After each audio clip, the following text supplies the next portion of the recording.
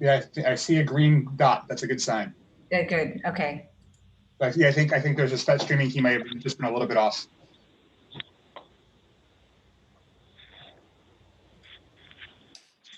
All right, Council President Lube received it, so she's on. Awesome. Yeah, I thought the mayor. Mayor. On. Mayor made it. Good. And I just advised Councilor Newton, and let me tell. Oh, there's Youth Councilor Calderon. Okay. Yep. Yeah, and Councilor Goodhouse just called me, so I think we're going to be good. Okay, good. Give everyone a second here.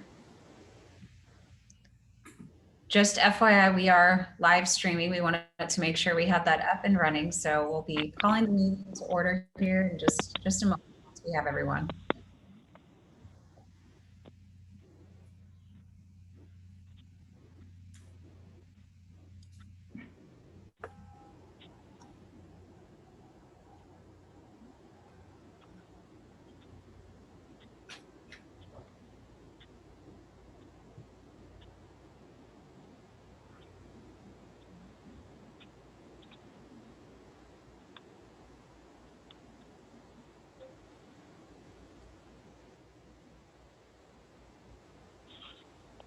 All right, Councilor Shaw has made it.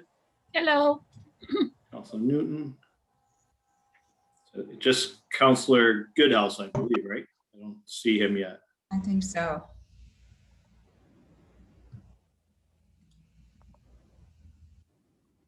Oh, and here he is. Okay.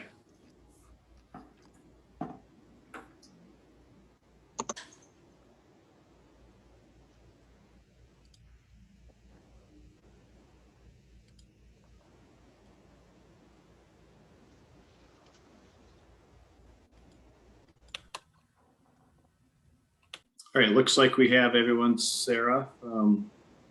There's a couple leadership team members still trying to get on. Kathy.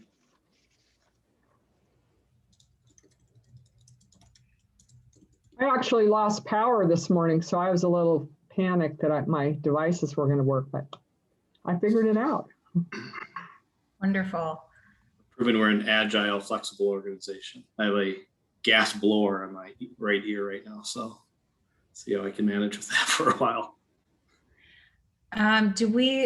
So we're just waiting on a few, is that right, Steve, before we're ready to call the order? I think we can call to order. We have the entire council here. I'm going to have Carol take the lead at this point.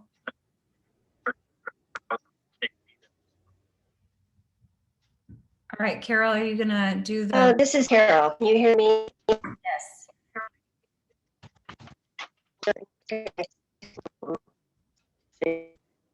Oh, Carol, you are cutting out of it. No, we can't. Can you hear me now? It's kind of spotty. No. Looks like you have two connections going. Maybe the other one's better.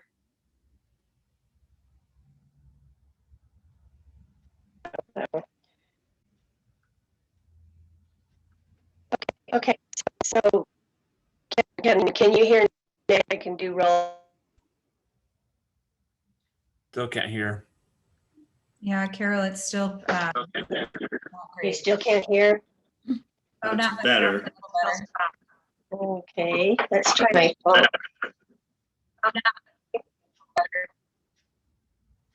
I think we need some people to mute their mute as well. We're getting feedback.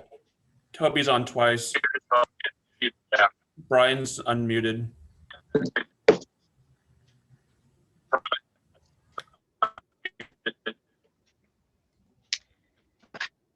My mute button seems to have a little green thing moving, so I don't know if you can hear me. We can hear you now, Carol. Loud and clear. I'm unmuted. Okay, Mayor Snyder. Here. Youth Councilor Calderon. Here. Councilor Goodhouse. Here. Councilor Newton. Here. Council President Lube. Here. Councilor Shaw. Here.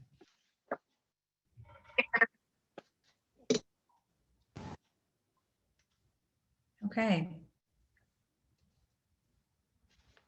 So it sounds like right now we still have a few people that aren't muted, and I know I'm getting feedback on my end. So if we can kind of be like a council meeting here, and if you're not speaking, have it muted.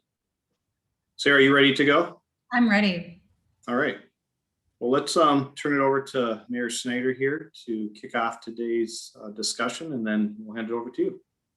Well, I want to welcome everyone and thank both the leadership team and the council for really joining in this exercise that is really important and crucial to the city as a whole and the organization, to make sure that we have clear goals and objectives and alignment between both the council and the leaders that are tasked with making things happen in the city. And in about 2 years ago, when I became mayor, we had I think the first time I'd ever seen where we had the leadership team very engaged and actually raising issues to the council that needed to be addressed. In the past, it was more of a one-way, the council providing sort of, this is what you're going to do. And maybe there were a few questions here and there, but we had I think a much better result a couple of years ago from a more collaborative process. And I look forward to us getting underway with that today. So thank you all for taking the time to be here today.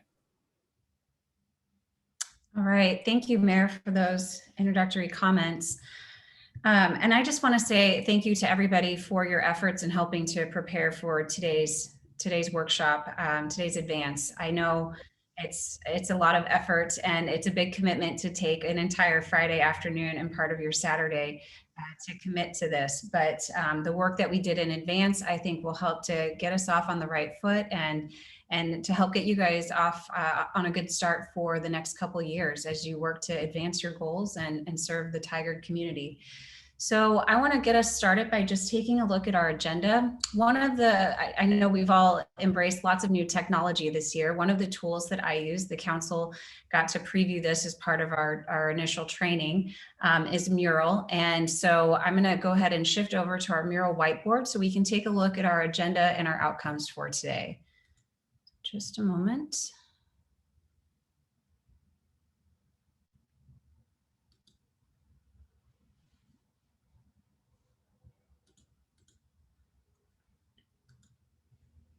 All right, so outcomes for today. We are going to recognize and celebrate the accomplishments of the last year. We want to establish a shared understanding of the community context, and then align with the city's vision as the basis for our goal setting work that we're going to do today. We want to also develop a focus list of shared high-level goals that align with the city's strategic plan and the recommendations of the city's performance audit. So you guys have done a lot of work on those two documents. We want to make sure we stay in alignment with those plans. As part of our work tomorrow, we're also going to review the council's ground rules and develop a new team agreement that will guide the council's working relationship over the next couple of years.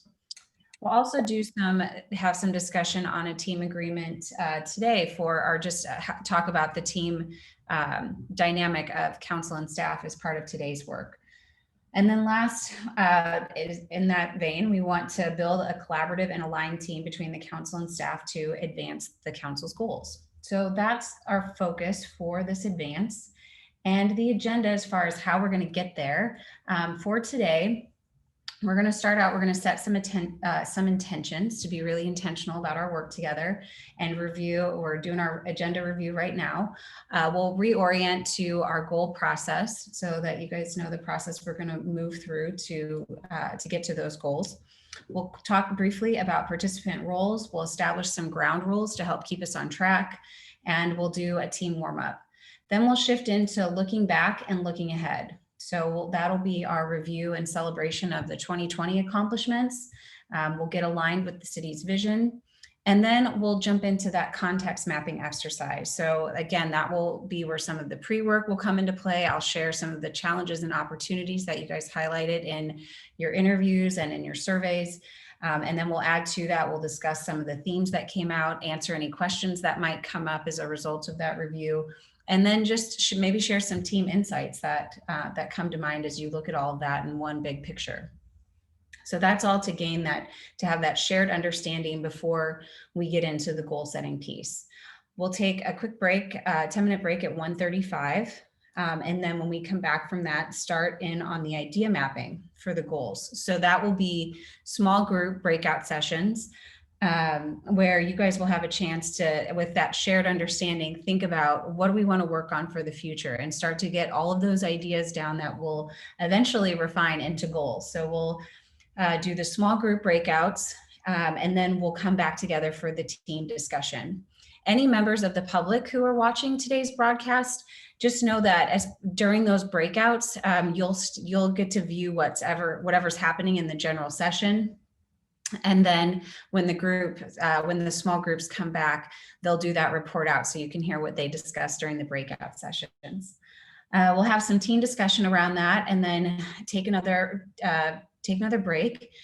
And then shift into the goal refinement exercise. So that's where we'll start to look at those ideas and through those themes that we see emerging, start to actually zero in on some of the goals that we want to accomplish for the next 2 years. We'll wrap up the work later this afternoon at 3:45, where we talk about how we're going to work together as a team. That will include some discussion of the policy and administration roles. So what's the role of the council versus the role of staff, and how are we going to work together as partners to move these goals forward? We'll do a quick reflection of all of our work for the day and then wrap everything up starting at 4:50, talk about our next steps, and then have this meeting adjourned by 5 o'clock. Any questions about the agenda? Okay, great. Well, let's shift over and look at the goal setting process here for a moment. So council saw this as part of our training work, and staff saw this in an earlier presentation when we were preparing for today. But one thing I added to it was just this first step that we did of orienting the team. So council did some work around building team awareness and understanding their strengths and how they want to work together as a team as part of their core strength exercise and training. And the leadership team also had a chance to orient to the context of today's conversation and think about what their role is for today and just this process. So we've already done some orientation of the team. The next thing we're going to do is set our intention. So again, I want us to be really intentional about the work. We want to build some camaraderie amongst the council. We want to come out of this with a focused list of shared goals and priorities. We want to balance new innovative work with also maintaining those strong core services. So just be thinking about what your intention is for this work today, because we're going to share those in just a moment. Then we'll align with the city's vision. So thinking about what Tigard's vision is and where are we going. And then the next step will be to look back, reflect, and celebrate. So we'll review those accomplishments, think about what we want to build on, celebrate and recognize the team, get into that context review, then gather up those ideas. There'll be that brainstorming exercise, refine the goals, and then tomorrow, as part of the council's work together, we'll be making a plan. So thinking about what the priorities are, confirming consensus or team agreement around those goals, and then doing some work around the ground rules and developing the council's team agreement. So that's our process that we will be going through today and tomorrow. All right. Next step here, just a quick preview of our roles for today. So as the facilitator, my role is to guide you guys through the conversation, help us stay focused on the agenda and achieving those outcomes that we set. And then we'll be setting some ground rules here in just a moment, but I'm also tasked with the not so fun or sometimes necessary job of having to enforce those ground rules to keep us on track. So just know I do that with respect and good intentions to keep us moving towards those outcomes. The council's role today is to set the policy for the community. You guys represent the community members that elected you. And so we want to have that community perspective brought forward and have you serve in that policy setting role. Staff's role is also really important today.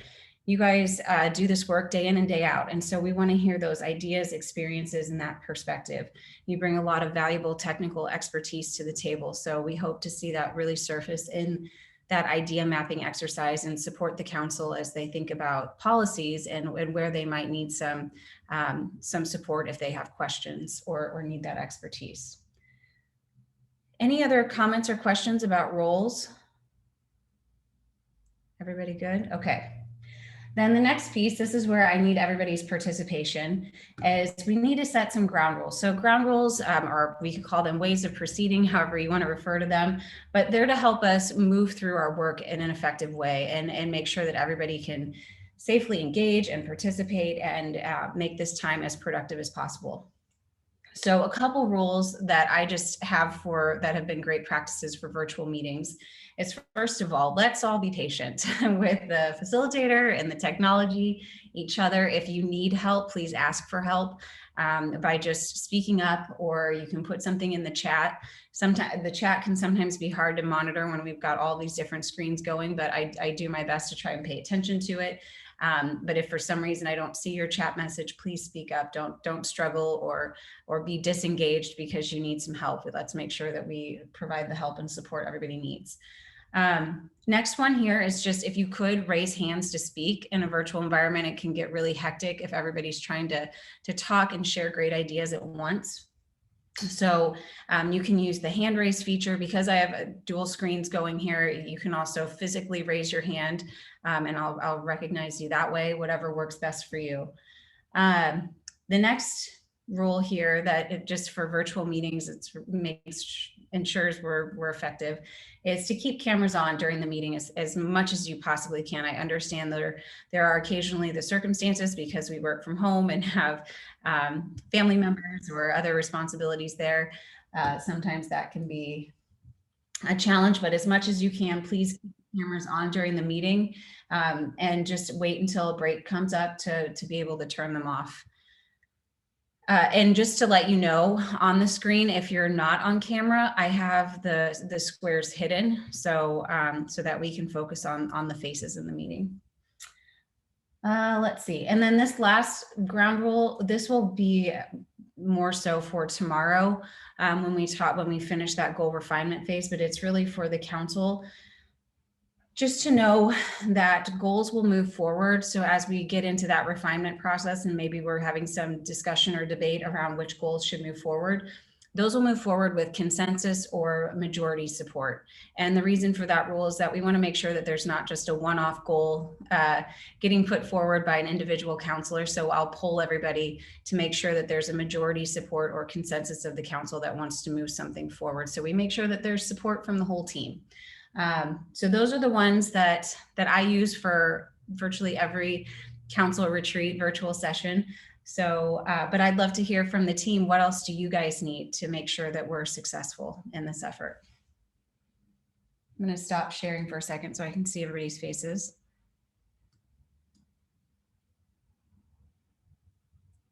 Yeah, Steve?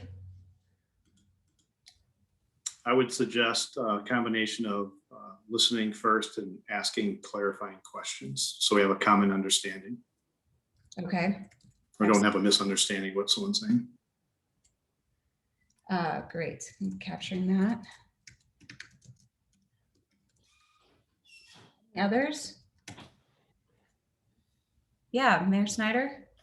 I would ask for everyone to be genuine and authentic in their communication, and just, be direct and say what they mean respectfully, but no kind of circling around the issues or avoiding. Okay, yes, that's always helpful, especially in a virtual meeting. These can go long, so the more direct and respectful we can be, the better. Others?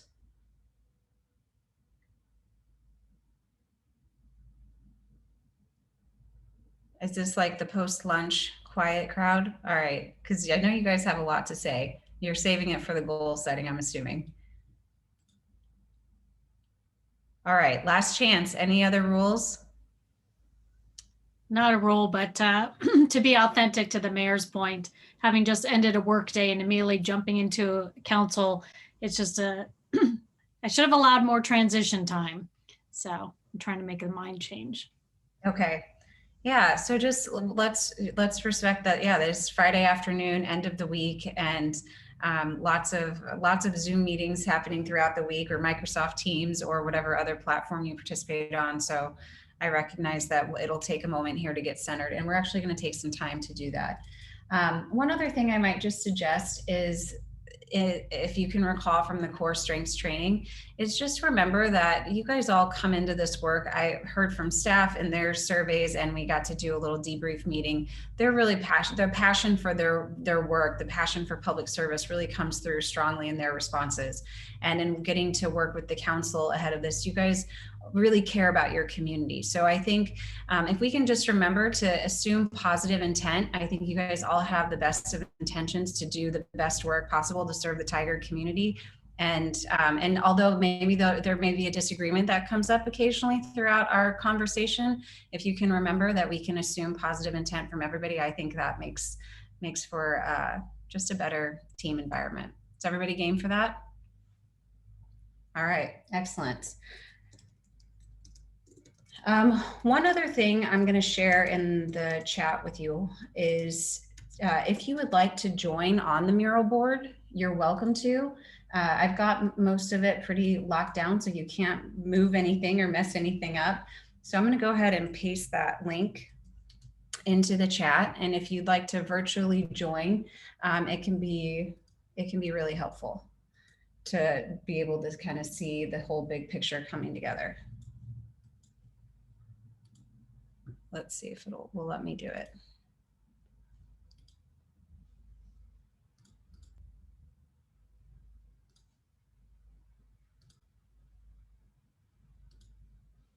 Okay, there we go.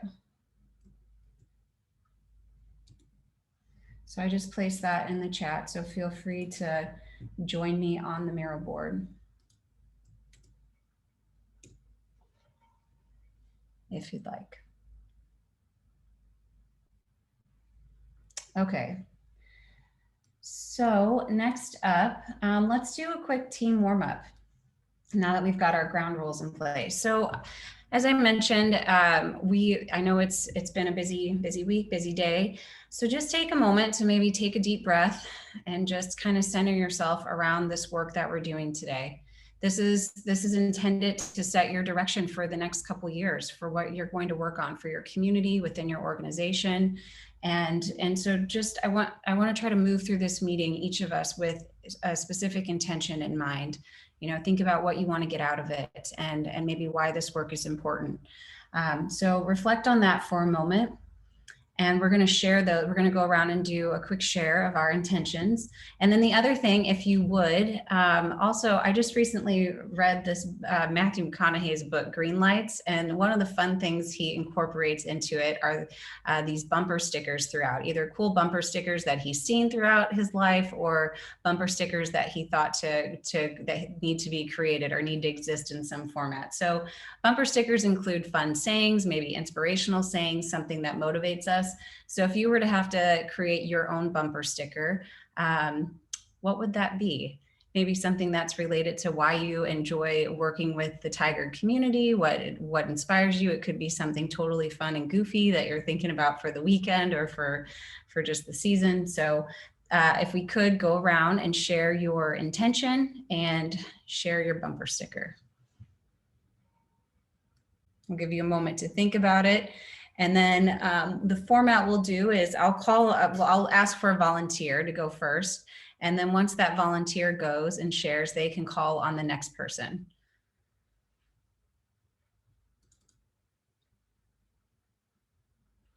So as soon as somebody's ready, feel free to raise your hand and kick us off.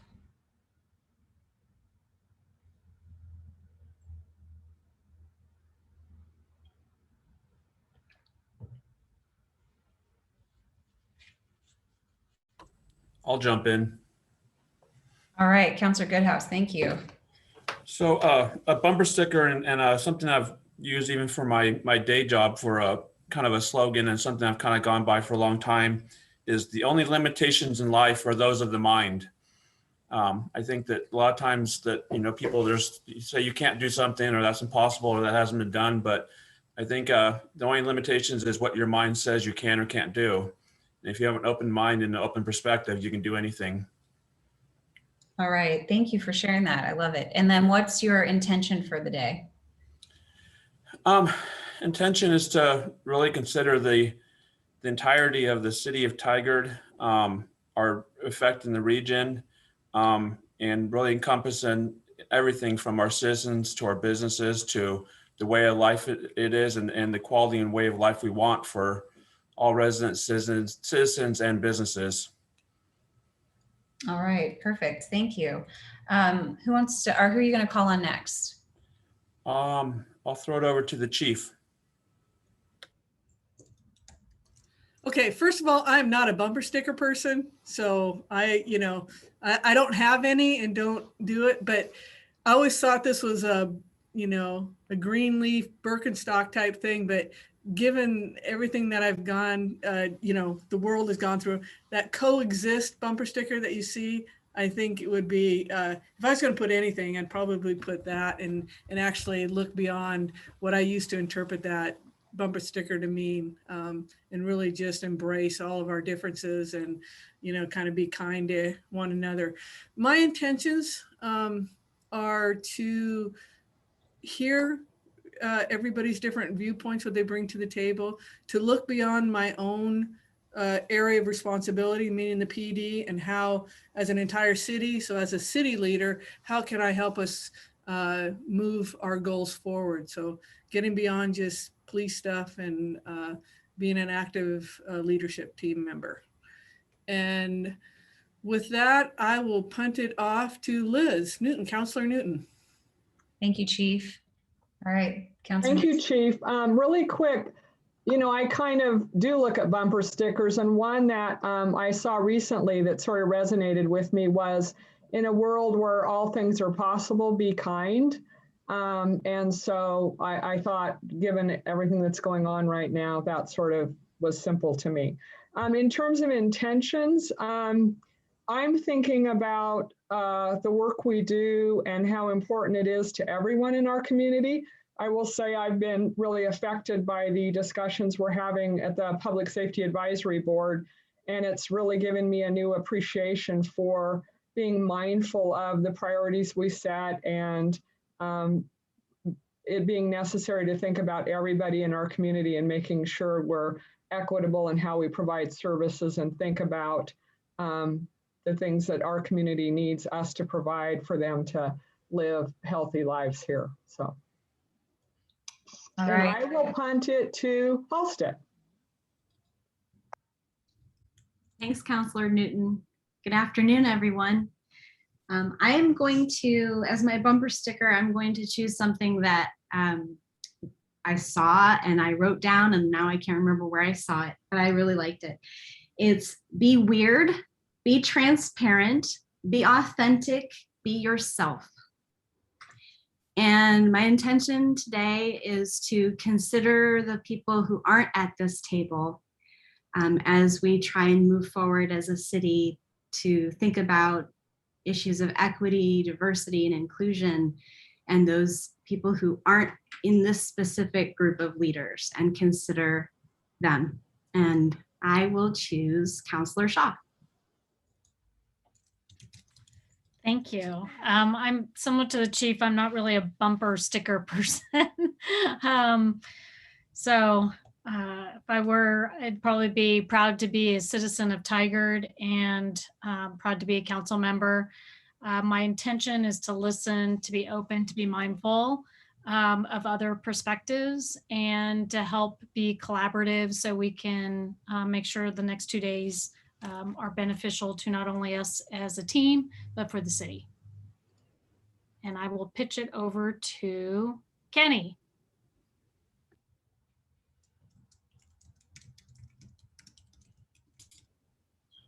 Thanks. Hi, everyone. Yeah, I'm not so much a bumper sticker person either. I mean, I was thinking like go Ducks, but I don't think that's what we're going for today. Sorry to the Beavers. There's no rule on that. You can be go Ducks if you want. I once saw a bumper sticker that said, "All who wander are not lost," but I thought that was more for my brother than me. But anyway, my intention today is pretty simple. It's alignment. I want to understand as best I can, where this council wants to take this city and how the leadership team can be aligned with that. Youth Councilor Calderon. I am also not a bumper sticker person, and because I can't remember any bumper stickers right now, I'm going to go with the one that I have on my car, which is student driver. But I'm choosing that because, I mean, I'm still a kid. I'm just trying to figure it out. You know, student drivers you got to be wary about, but at the same time, I'm a student and I'm also I would consider myself a very influential member of my community. And, you know, the youth are our future, but we're also the now. So I would say that's a very important aspect of my life. And just like others said, my intentions here today are to make sure that moving forward as a city, we have all the services we need provided, as well as being equitable for everyone who's here and everyone who's not here, and making sure that we're keeping our future and sustainability at the front of our minds, and making sure we have a great city for all. And I will toss it over to Kent. Thank you, Youth Councilor. Good afternoon. My bumper sticker, I have a lot of bumper stickers, so I will not share them all, but the one that comes to mind is being fearlessly authentic. I think in government, sometimes that's not always what we do. And I think if we're not gonna be perfect all the time, but at least we're authentic about what we're trying to do, authentic and transparent about it. And my goal today really is to learn more about actions behind. We've talked a lot about being an inclusive community, but what does that look like?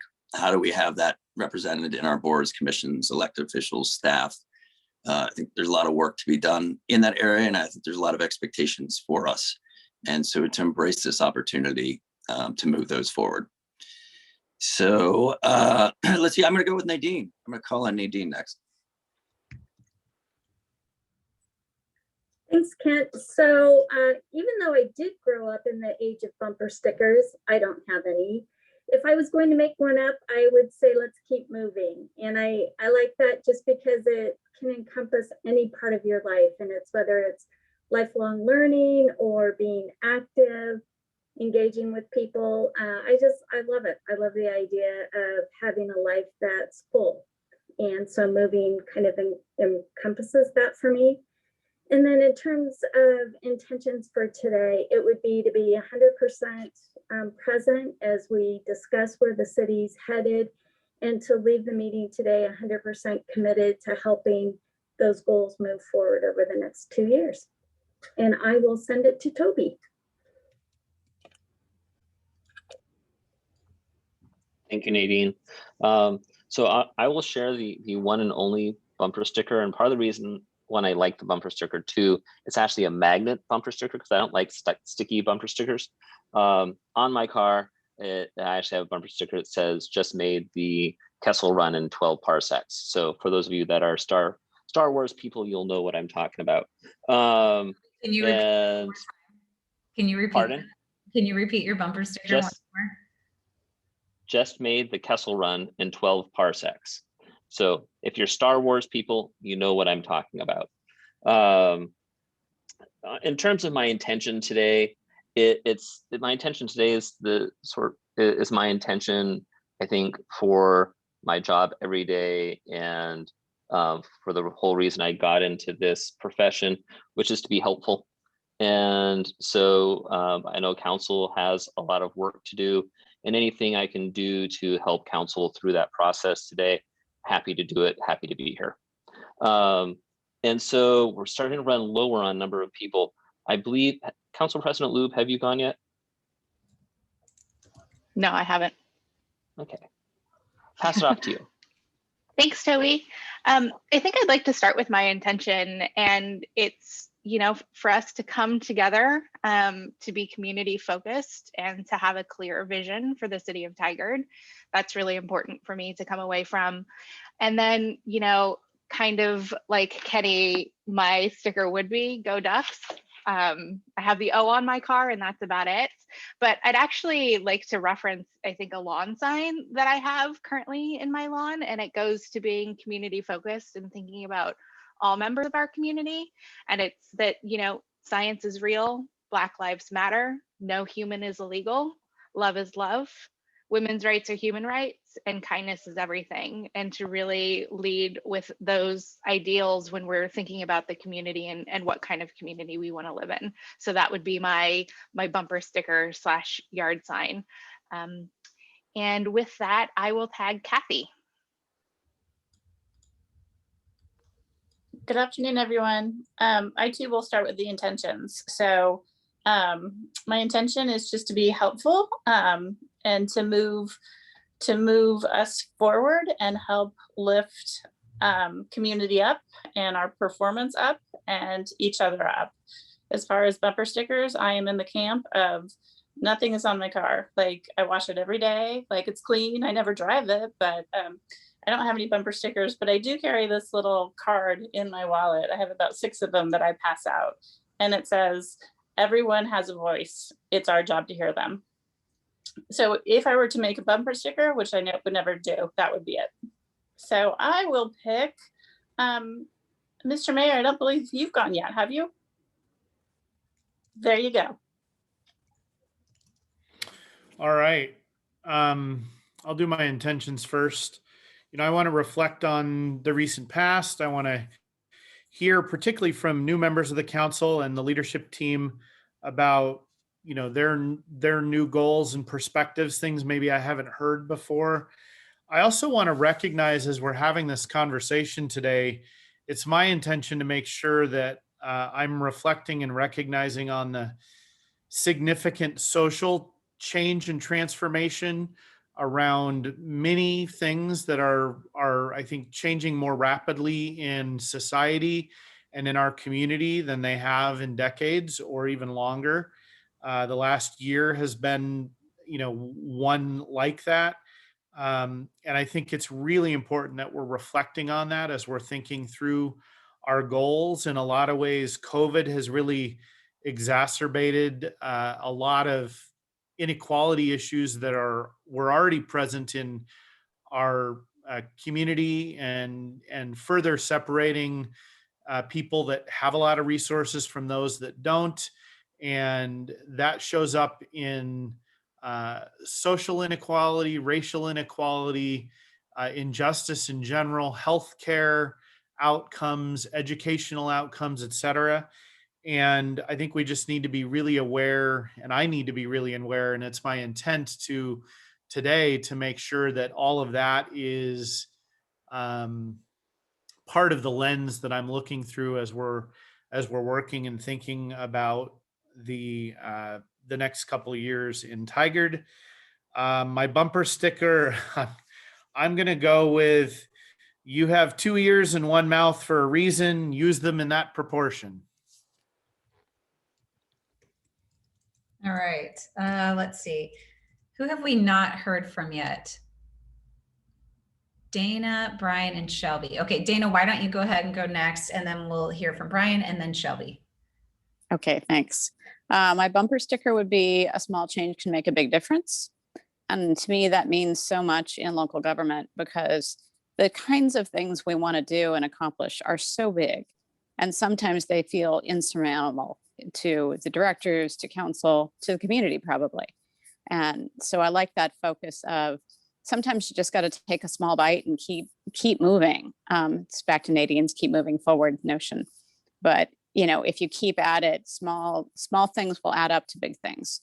And in terms of my intention today, I do what I always do, which is I look for a place that I can add value. I look for ways I can add value to today's events, as well as to the city and to our community. And I will pick Brian. Thank you. Hi, everybody. My intentions today, I want to listen well. I want to offer input when asked, and when it's the right time, and share information as we have our discussion. You won't find a bumper sticker on my car either. But when I was thinking about this, I think about, my role here and the role of our department, and really all of our role, really. And that is, we are stewards of the community's investment. And that's how we think about our work every day. All right, thank you, Brian. Shelby, last but not least, of course. No, Steve hasn't gone either. He hasn't gone either. Okay. Okay, so my intention would be understanding and consistency. I think that if successful today, we will all have a shared understanding and consistency about where we're headed and how we get there. I, like many others, am not a fan of bumper stickers, but I think mine would say my other car is a monster truck. I think that comes to mind because it's ridiculous. It makes me laugh. But I think it also goes to facades and to not judge by first impressions. All right, love it. Thanks, Shelby. Okay, Steve, not least, but maybe last. Yeah, well, last one to join a team, so it's kind of perfect. So I think Shelby's is because if you've ever seen her negotiate, she has a monster truck, so it's perfect. So I took it a little, not quite as literally, more symbolically, my personal bumper sticker, not caring about my car. Fun is a way of life, I'd say, is my own bumper sticker. My intent is to really get to know everyone a little better. I think this is a great opportunity, being here just a couple months now. Pretty fortunate to be able to go through a goal setting advance, really early on. So I'm just really want to learn more. And then my secondary intention is to convert as many as you as possible to the word teammate. And so we're going to slowly, Sarah, you're included in that. And so we'll slowly see how we do throughout the day. So that's it. All right, thanks, Steve. That was one of my intentions before I logged on today, to really focus in on this as a team. And I think that's going to come up multiple times throughout our conversation. So I'm the perfect timing to have you go last and remind us all of that, is that we are a team in this effort today. And I didn't share my bumper sticker at the beginning. I'm sorry. Mine, I also don't have any bumper stickers on my car, which I think is why I like this activity, because it's like you imagine what you might put on there if you were to be a bumper sticker person. But I think one that I've been reflecting on recently is just progress, not perfection. And so I think that even comes to mind today. We're going to make great progress. Then it may feel a little clumsy at times because there's a bunch of humans involved in this exercise and we're all imperfectly perfect in our own ways. So we will move through this together. And just know that we have this agenda laid out, but I also embrace being flexible, because again, we're out to set a defined list of outcomes here. And so if we need to add some flexibility to how we structure these conversations, I welcome those suggestions, and we are a team today in how we're going to move through this exercise. So please know that I am very collaborative in the way I facilitate and work through this effort. So just keep that in mind. All right. Thank you for sharing those intentions. I think we are ready to jump into our next piece here, which is about looking back and then looking ahead.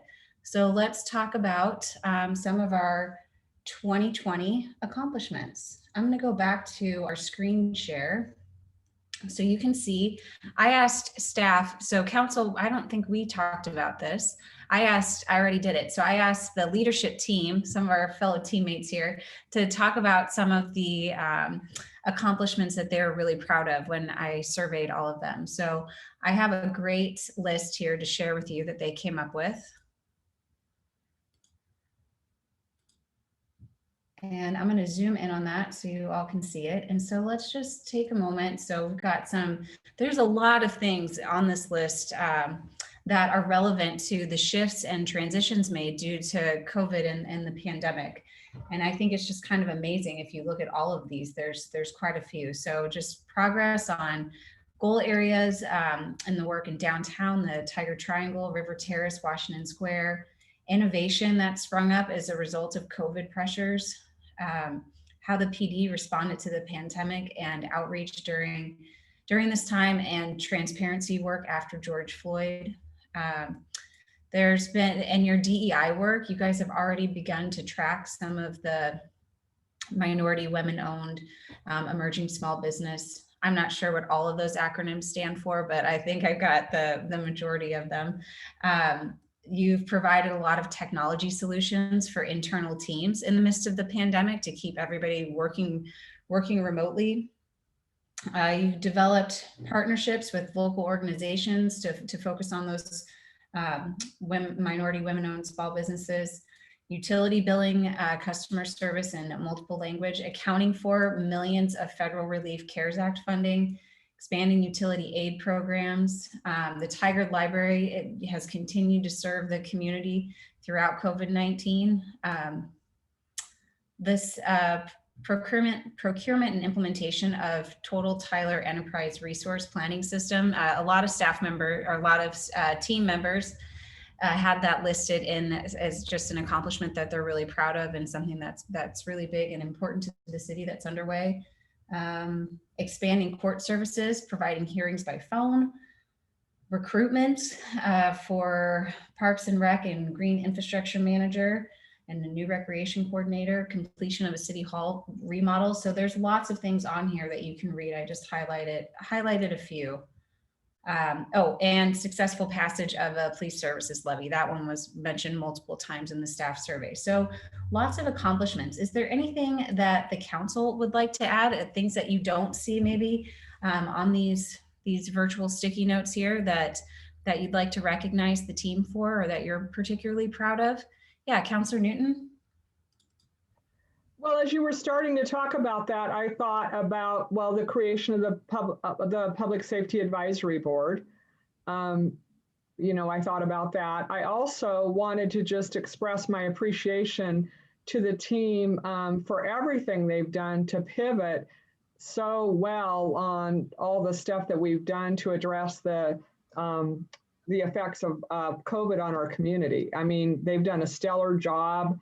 All the grants that we did for businesses, the utility assistance, just everything that we did as quickly as we did on that. And then, of course, I was going to also note the passage of the public safety bond. So those are my quick three. Thank you. Others?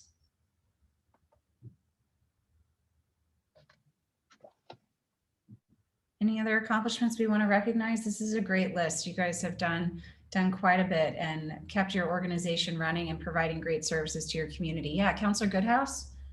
I think it's a catch-all, but I think really the whole scope of everything that has been done as a city, as staff, as departments, we have so many moving parts. We've grown so much as a city. We're involved in so many areas, and to be able to track all of it, handle all of it, do all of it, and stay in touch with our community.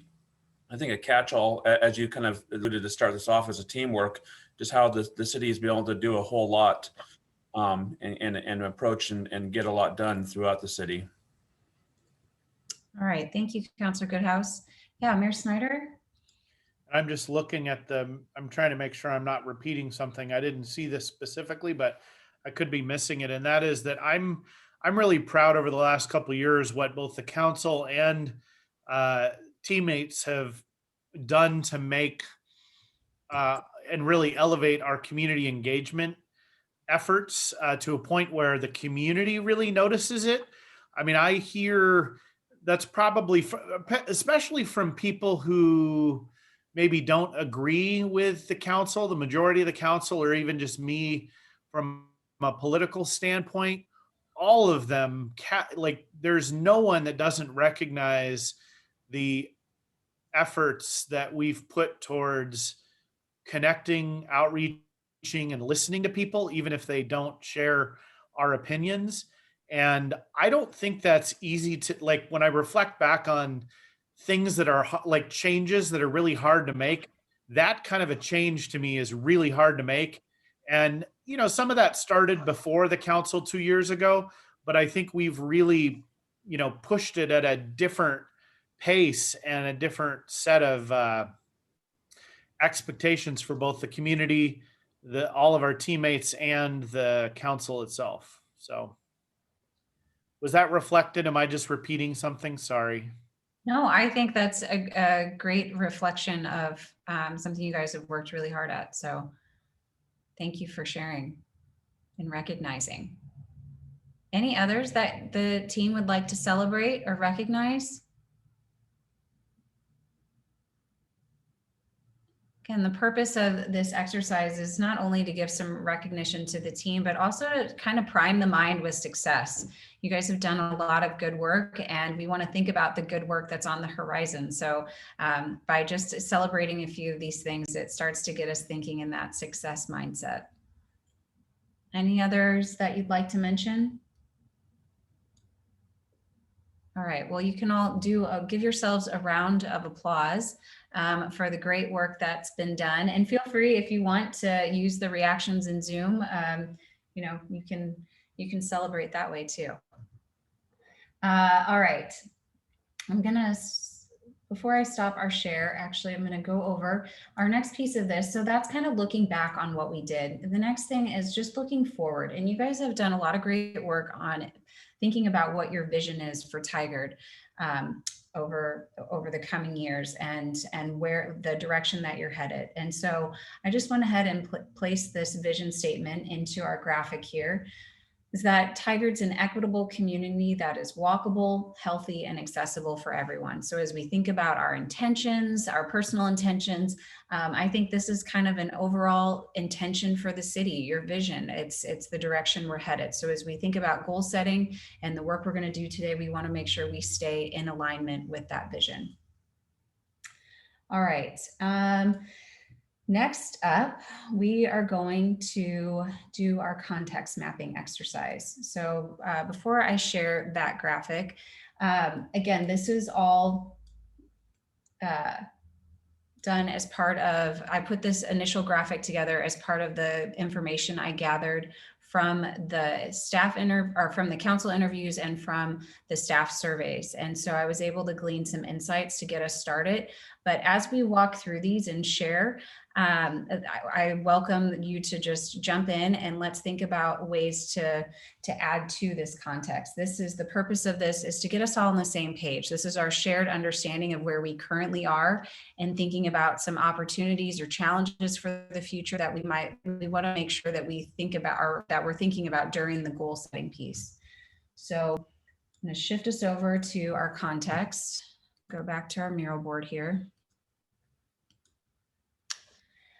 So before we jump into this, one important piece of the context, you guys, I was looking through all of the great materials that Kathy sent over, but I thought this was really helpful in thinking about how all of these different pieces fit together. You guys had this graphic in one of your goal updates, I believe.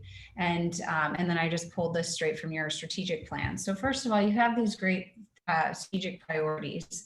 And so I wanted to put those front and center.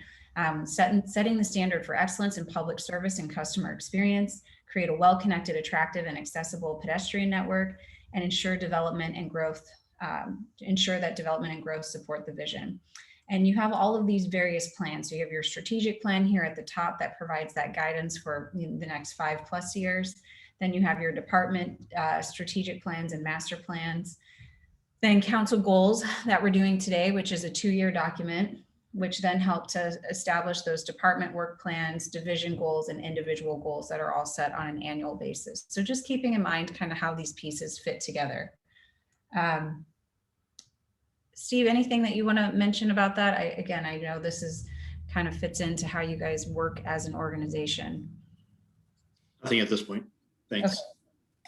So the next piece of this is I have this giant concept map and our context map, and we're gonna go through it piece by piece, but I just want to orient you to the various pieces of it first. So over here is where I've kept, and what I think is impressive about this is when we talked, there are far more opportunities that you mentioned than there are challenges. And there may be some overlap throughout these, but that's a pretty big, broad list to be thinking about. So we'll walk through and take a look at those. I'll zoom in on them in a moment. And then we've got challenges over here. Another thing I think when we're setting the context that's important to think about that impacts how we set goals is thinking about what the economic climate's going to be looking like. And we'll have there were a couple comments that came up related to economic climate. And if there's any others that you all want to raise, we can have some conversation around that. I also have an area in here for uncertainties. Again, we can't name all of the uncertainties. Last year when I was doing goal setting with cities, we had no idea what 2020 had on the horizon. That certainly was not an uncertainty that was listed. But again, it's good to at least be thoughtful about some uncertainties that might be out there, because as you're goal setting, you might be able to plan or mitigate how you might manage those things.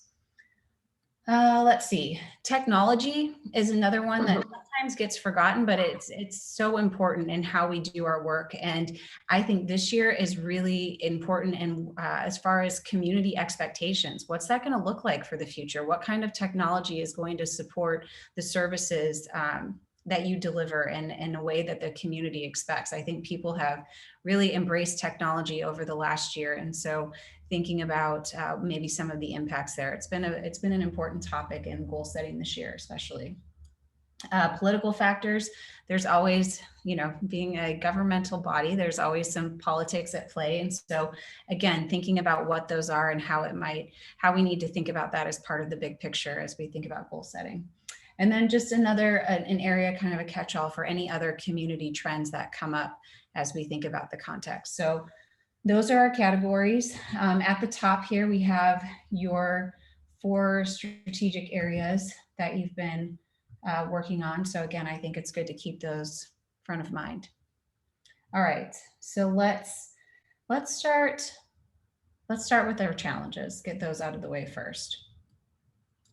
So some of the things I heard in your interviews and in the staff or the team survey, just around Washington Square regional center plans, is there anything there that needs to pause? Communication, social media, engage, but we don't always follow up. Funding part, and there's a challenge specifically within park maintenance.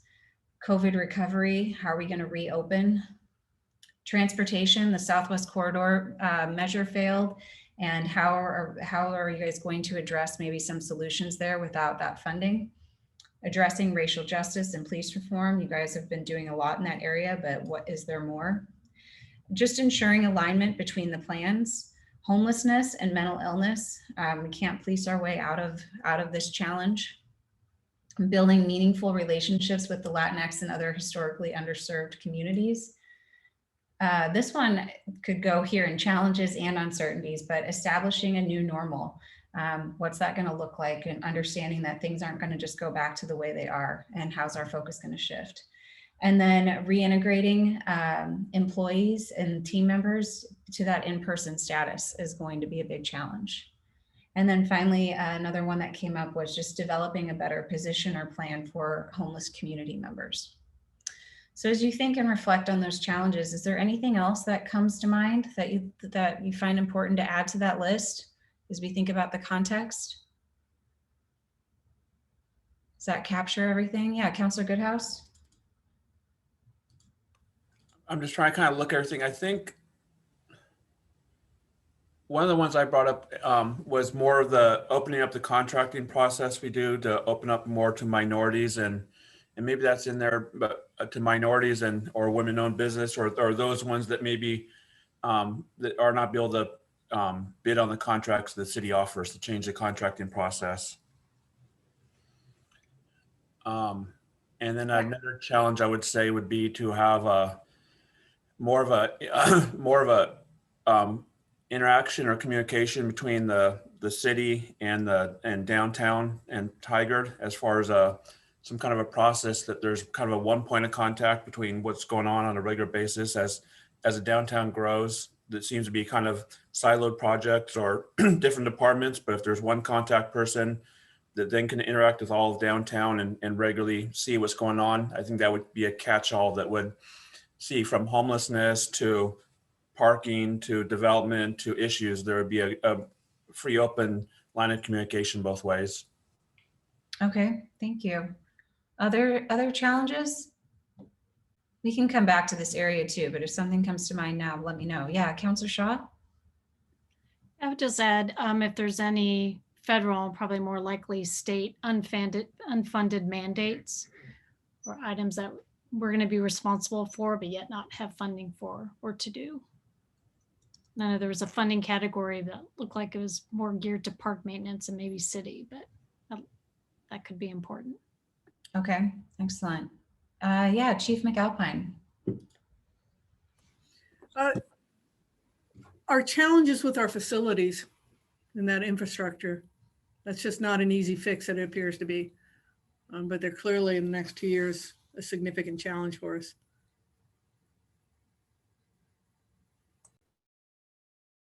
Okay, thank you. Any others? Councilor Goodhouse, do you have one more? And I'm still kind of lost on how this process that we're doing. So that's why I'll just throw them out there.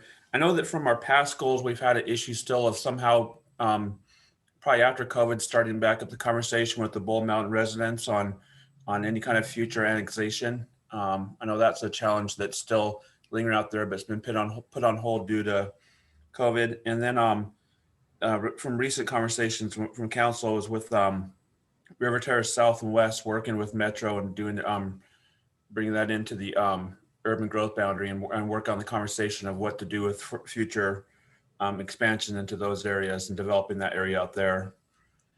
And I would say one last one would be with our park maintenance. I know that's been a big hurdle over the last decade or more of how to really properly fund our park maintenance, but also communicate to the residents on our fees and fee schedules and what we need to do with our roading budget and having our low tax rate.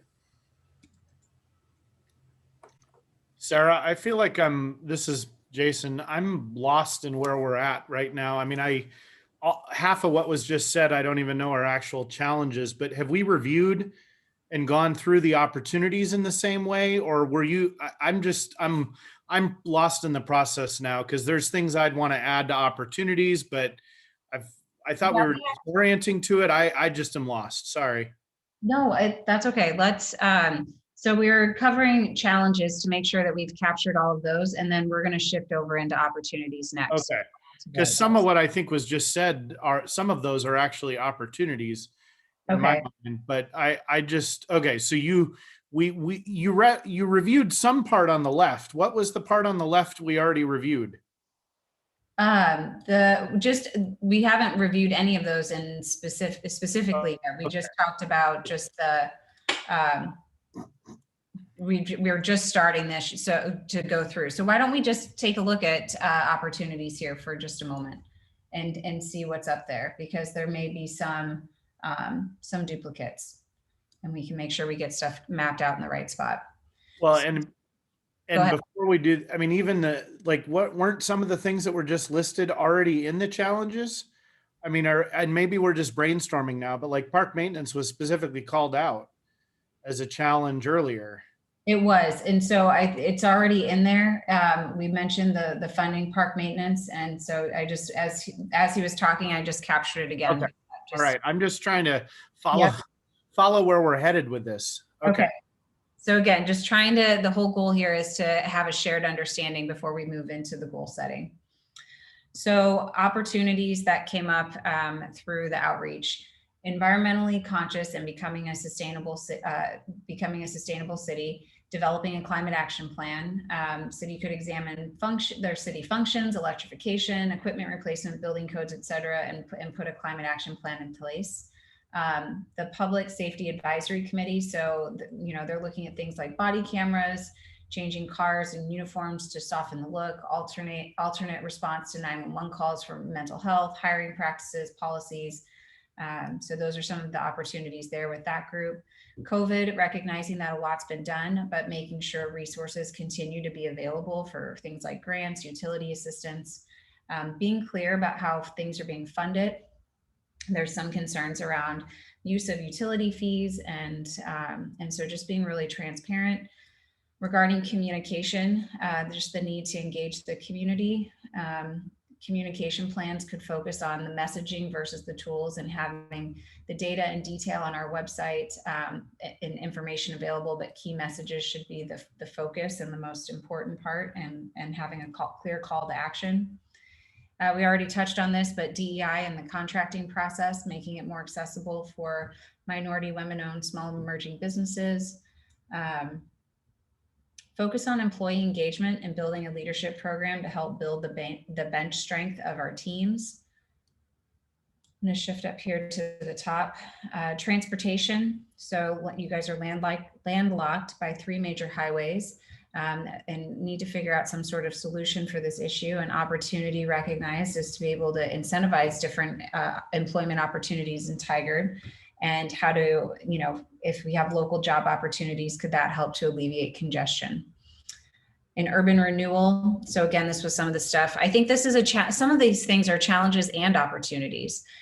So you have the Tigard Triangle, River Terrace, Washington Square, Bull Mountain annexation. Some of this was delayed due to COVID, but there's big opportunity here. Solving the city facilities issue. So using a smaller footprint and being able to use that existing footprint to add some affordable housing. There's a sidewalk gap bond to fund sidewalks that are needed to help you guys be the most walkable city.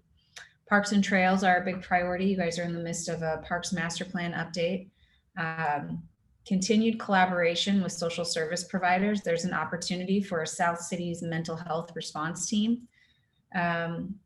Another opportunity, creating a long-term strategy for communication and engagement that includes internal resources to build relationships. Tyler, we mentioned this earlier, and staff accomplishments, but it's a critical project for long-term success of the city. Let's see, just an opportunity for understanding. And this is just one to kind of think about big picture, understanding that when everything's a priority, nothing's a priority. So want to be really focused in how we think about this context and the goals going forward. Opportunity just with the library, it will continue to serve as a community hub, especially as things start to open back up. Another big opportunity, the May levy, if it passes for urban renewal, it'll increase the city's max indebtedness, and you guys will have a lot of opportunity to do work in the Tigard Triangle and downtown Tigard. Let's see, and I think that was everything. Those were the big themes. There were some other one-offs that I heard in the outreach, but those were the themes that I heard over and over again. So those are the ones that are listed here. Any other opportunities that you guys would like to add that weren't covered in that rather long list?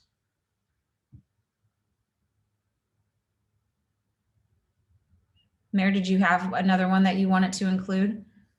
Well, I think it might be an addition or a little bit of a shift in the way to think about the Bull Mountain annexation conversations, or Bull Mountain, what does the future of Bull Mountain look like, and outreach there.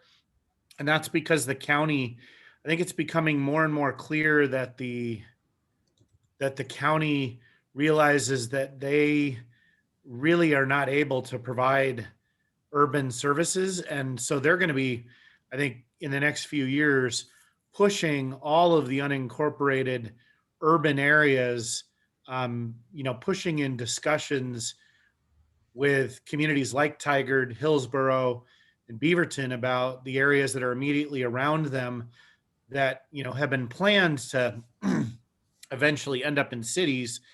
And I think the county is just at a point where that conversation is going to be more, it's going to become an imperative from the county perspective, because they just can't do it, or they're not going to continue to be able to do it. So where that was maybe, more of a choice in the past, I'm not sure from the county service delivery perspective, that's going to be able to continue being a choice. Okay, thank you. I added that. Good perspective. Any other opportunities that we haven't covered that you want to make sure are considered? Yeah, Councilor Goodhouse. I'm still trying to kind of process this all too and catch up with it while it's all flying out there. With the recent passage of the ARP on the federal level, with the money that's going to be coming to the city, I don't know, with an opportunity, how if we're looking at that with $1 million coming in city and how we're going to use that. And that's going to be, have to be spent by December 31st, 2024. But we have a lot of opportunities to look at that. But what we do with transportation or what we do with lasting infrastructure or, green technology, electric technology or so forth of that. But that's a huge opportunity of going forward and looking at that. And I think another opportunity too would be with a congressman from our state being with the transportation future funding, what we can do for some kind of a future transportation package that would be either for orphan highways or for infrastructure or bridges or light rail. Sorry, Muriel kicked me out for a second, but I was going to add the federal one too. So thank you, Councilor Goodhouse, for bringing that up. That was my second. I'm also going to add that under political factors, Councilor Goodhouse, the one you just mentioned, that there's the Congress, the representation on the Transportation Committee. Sorry, I missed part of that. Congressman DeFazio, with having one, or with him being the chair, that's a huge plus for us being in Oregon, be able to have one of our own that we can reach out to. Okay. And I think if we're just while my mic's open and we're on political factors, I think just also taking advantage of all of our, as a whole, as our council and our abilities to really leverage our connections we have and roles we have to be able to get more for the city.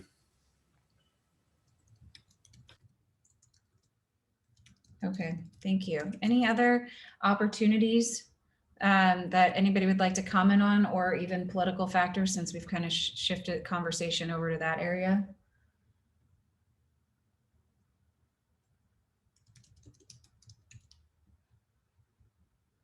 All right, what about any economic factors that we should consider? There was one that came up in the outreach of just that the budget is always a concern, is always an issue. And, how do we effectively communicate to people what the city provides? That there's an expectation that, or how can the budget support community expectations? Services aren't free. And so how do we communicate that? So just keeping that in mind. But any other economic things that we should be thinking about? Yeah, Councilor Newton. I'm not sure this fits here, but I'll bring it up here anyway. I'm hearing from a lot of community members that are telling me they're slowly slipping behind. Now I'm taking advantage of all the programs that are out there. I can pay my mortgage, but now I'm not able to pay my garbage bill. I'm slipping behind $5, $10, $20 every month over a year. I'm kind of slipping behind. And I think that's really stressful for people in the community. So to get to think about that as we're thinking about what our priorities are and how we might want to communicate with folks. I just think we need to keep that in the back of our minds. This sort of slow erosion and a little worry about when am I going to be able to kind of get back to where I'm not worried about this month after month. So I don't think it's everybody in the community, but I'm hearing about it. Okay, thank you, Councilor Newton. Mayor Snyder, and then Councilor Calderon. I would say, the impacts, I think if we're not thinking about the impacts of COVID on the economy right now, we're missing some important stuff. So I would at least put that and what that's going to mean. And frankly, there are a lot of people that owe a lot of back rent. And when that all comes due, it's all due, but when it comes due in the form of evictions being permitted again, and the eviction moratorium ends, there's just going to be I want to say a rude awakening. There's going to be like a moment where I'm just afraid things are going to get really ugly from an economic standpoint and a homelessness standpoint around this, that all started with the pandemic, but again, was already challenging. I mean, there were a lot of people that were housing insecure going into the pandemic, and then the pandemic has just, made that worse. Okay. Yeah, definitely an important piece to be thinking about. Councillor Calderon and then Councillor Shaw. Yeah, I was just going to mention what Mayor Snyder just said with the eviction moratorium. That would be another important part, but it was already mentioned, but just to make sure we put it under here, is that the money we're getting from the federal government, from the American Rescue Plan, that's a good portion of money that we can hopefully use to help our community. And I just want to make sure we remember that. Thank you. Yes, have that there. Councillor Shaw. Thank you. And I don't know if this would be a friendly amendment to the mayor's bullet or just an addition, but I know there's a lot of landlords out there too who have been trouble making their own mortgages, and fear is that if they lose their buildings, then they'll also lose the housing that's provided to their renters. And so some sort of, that's a concern as well. Okay. Any other economic pieces that we need to keep in mind? Yes, Councillor Goodhouse. One part with economic, and I the other day I was on with the Family Promise on their board of directors, and they were talking about they're running into a lot of people that don't know what the resources are out there, and they're having landlords will say that it's better for you to leave now and not incur any more debt. And once they move out, what happens is a lot of these resources that are out there to help with back rent. Once they're no longer in that, they can't help them with those back rents.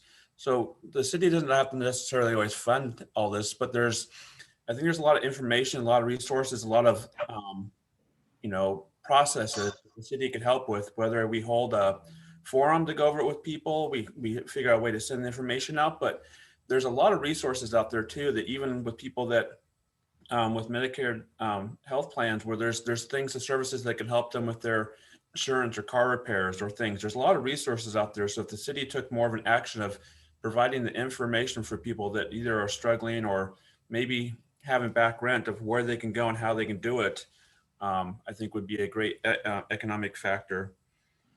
And then since and I'm probably jumping to a different square, their thing with the ARP. Hold on, before you jump to a different square, can I put you on pause there for a second? Because I think Council President Loop has one for this square. So we'll come back to you as soon as we wrap up the economic pieces. Yeah, Council President Loop. Yeah, I think it just ties into a lot of what we've been talking about, that, the estimates are that we are not going to get to pre-COVID employment levels until 2023. And that's an important thing to remember as well. A lot of people are still going to struggle as different industries start to come back, especially hospitality and restaurants. Those are the ones struggling the most, and people it's going to take a while to rebuild those. So just to keep in mind that, even though some people are doing well and doing fine, there's also going to be a lot of people who struggle for a really long time on top of, our issues of the eviction and rent payments and mortgage payments. Yeah, that's an important one to mention. Mayor Snyder, did you have another one for economic climate, or is that just left over? Okay. Anything else on economic climate before we move on? All right, let's jump back to Councillor Goodhouse and share what your comment was. It might take us to a different area here. Just maybe refresh on the ARP and from our conversations on Hill Day last week was and with the League of Oregon Cities was to set up some kind of a similar to what we've done with the police levy is a part of our website that shows how we're using the money, what we're doing with that money, everything we've invested in. So there'd be a resource where they can see what we're doing, and not only for our citizens, but also for the federal legislators that passed it. And one other thing I thought this, I'm not sure which box this goes into, and maybe I've missed it in the whole mixer thing, but I know we've talked in the past about looking at doing a gas tax increase. And so I don't know if that's something that we'd want to look at in the next 2 years again, or if that even falls in anywhere. I'll go ahead and put that down here as a possible opportunity. Okay. Anything else relate? And then the ones we haven't covered yet is there anything in the realm of technology that we should be thinking about as we go into goal setting, and how technologies may be either supporting the organizational needs or community needs? Anything anybody wants to raise here? Yeah, Councillor Shaw, please. I like the wonderful work that the team and staff are doing on Total Tyler.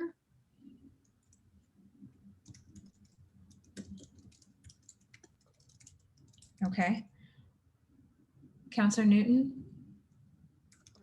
Yeah, I think I was going to mention that, but I also think as we move toward more online services, we have to think about the fact that not everybody is in the community is well served that way. So encouraging folks to do that, because I think it's more efficient in most cases, is a good thing. But some people, that just doesn't work. So we need to think about they don't have access, or they're, it just doesn't work for them. So just as we're developing that, it is a more efficient platform, but we need to think about service delivery generally, and if there's other needs in terms of reaching folks. That's a great way. All right, any others related to technology? Okay, let's see. What about any other uncertainties? There was one that came up in the outreach. It just, you guys have been in pandemic mode for over a year and likely will not understand the full impacts for years to come. And so just somehow trying to be mindful of that, be as prepared as you can be for it. Any other uncertainties that we should consider? Yeah, Steve?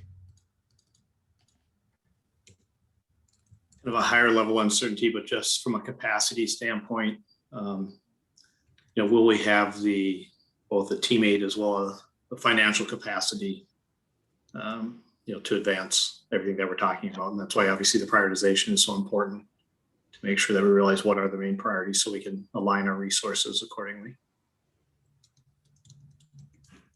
Yes, always the one that comes into play once we get into that prioritization exercise. Okay, any other uncertainties that we should be aware of? Yeah, Council President Liu. I think just the uncertainty of how, as vaccines roll out and things start to open up, what that is going to look like for us as a city as we continue to open services, and what if there are any new or changed needs. I would say that, I don't think it's going to go back to business as usual. So different things, like there's a bill right now in the Oregon House to allow cities to continue to hold meetings in some sort of virtual capacity. So that is an opportunity and an uncertainty for us of what that might look like for council meetings in the future or things like that.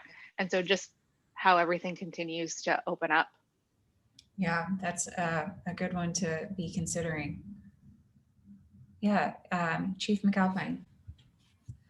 Also, just how we police, whether you want to do broad public safety or policing, but there's over 1,000 legislative motions going on and discussing, and we know there'll be some significant changes, but the uncertainty is really what the impact is. And, it could be a great thing. It could be, those that view it as a slippery slope.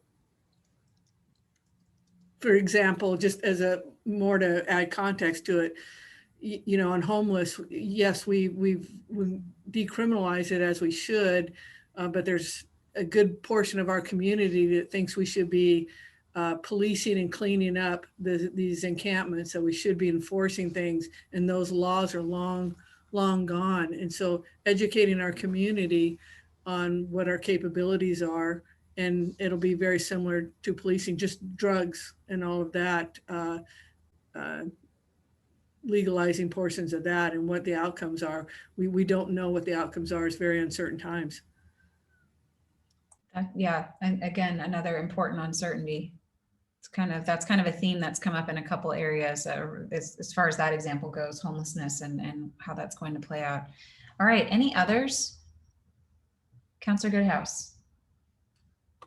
One kind of just uncertainty we've seen, I think, especially during some of these times, is as a whole, how we communicate as a city and how we respond with things, whether or not it be from different departments, whether it be with the officer involved shooting, whether it has to do something with water? Do we have do we need to have a dedicated comms person that's for the city that, encompasses all departments and council and all aspects? Or how do we, do we have a certain process that we, as a whole, rather being kind of each area is separate as far as how it communicates? So we have like a whole just set dedicated communication strategies or a comms person or something.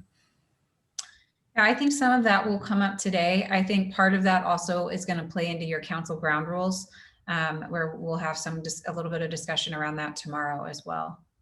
I think and I think it's not just for the council, but I don't know if it's something that, does police handle police matters? Does public works handle public works matters? Or do we have a dedicated city communication person that handles all those and be that face that comes out and updates on issues that are going on? Okay. Sarah, does that belong more in challenges, or is that, I guess I'm like, that one doesn't quite seem like an uncertainty to me. It's a thing, but or does it matter what category it's in right now? Again, the whole idea is to get it mapped out. I don't want to get I try to never be a slave to the template, the templates to help generate discussion, but we can stick it in both places. Cause again, I think some of these could be in a variety of places. So I'll clean up the formatting on that in a bit, but we'll have it in both areas. All right. Any other community trends or things that haven't come up in any of these other categories that you want to make sure we mention and are thinking about as we go into the idea mapping and goal setting piece? Yeah, Councillor Shaw and then Mayor Snyder. Thank you, Sarah. Just wondering, is this our one and only opportune time, or will we, and I understand the purpose, this is going to help form our discussions, but should we think of something else? Is there an opportunity or not, just for my context? Yeah, this is again, just to get everybody's minds thinking about potential opportunities and challenges that we want to keep in mind, but it's not limiting us. If it's not on this sheet, certainly can still bring it up in a later conversation. So great question. Mayor Snyder? I would say the other major community trend that I'm not sure is reflected elsewhere is a likely dramatic increase in telecommuting or permanent telecommuting, and perhaps some significant change in the way and where the workforce works, which both has transportation implications, infrastructure implications, I think, even down to the neighborhood level. I think many people's internet resources have been strained as multiple people are trying to do high bandwidth activities. And so that may mean that we need to be thinking differently about, for example, broadband infrastructure. So that, I think that's just a major community trend that's probably isn't captured elsewhere. I know it was mentioned about teammates, but I think the community trend is even, potentially has even more major implications. Yeah, that's been a major topic of conversation in a lot of these goal settings with communities this year, is the need for more broadband capacity and just that change and shift. Councillor Newton.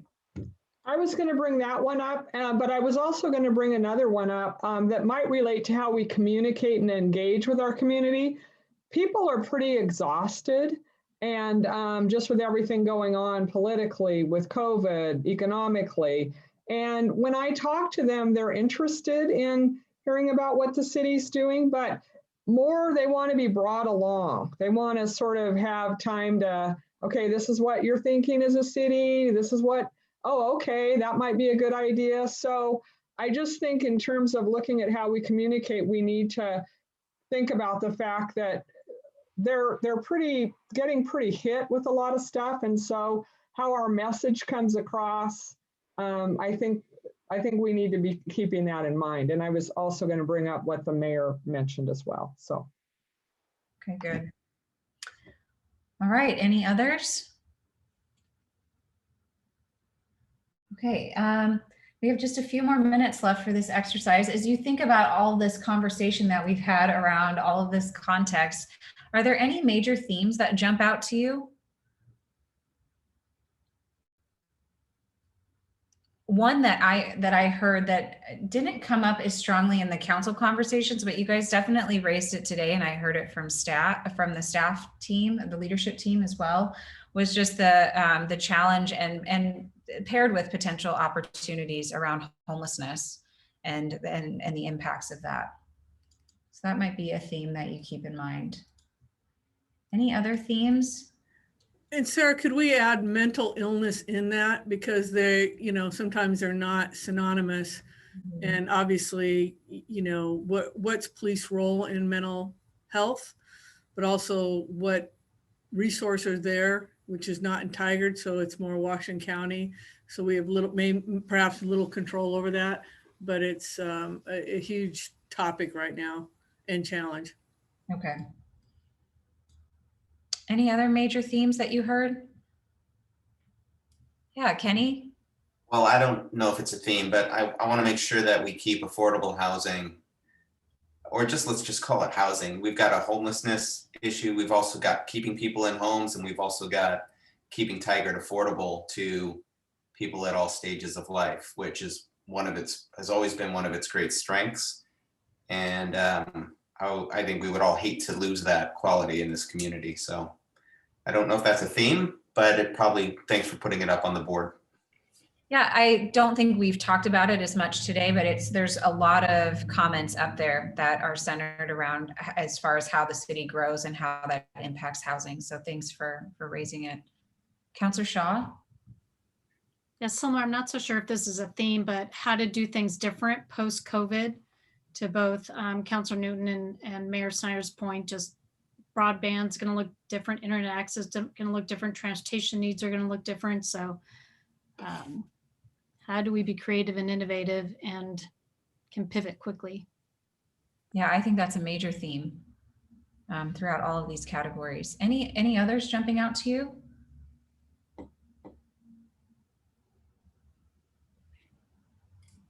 What about the one that I've heard is not just how do you guys do things differently, but just being really mindful of the resource impacts and people's sensitive financial situation, whether it's personally, organizationally, in their businesses, and just being mindful of resource and capacity limitations. Would you guys say that that's a important theme to be considering? It's like we want to do a lot, but we also want to keep those limitations in mind. Maybe to build off that, Sarah, of the theme is, if you go through all different sides of this chart, there's some very significant items that are on here that are, multi-year, potentially multi-generational things like homelessness and housing and our environment and large annexations, and you just go through the list. So I guess the theme is, how do you, the balance of these large significant items that take a significant amount of resources and time compared to some of the other things that are on there that are important to do, and how do you balance between the two?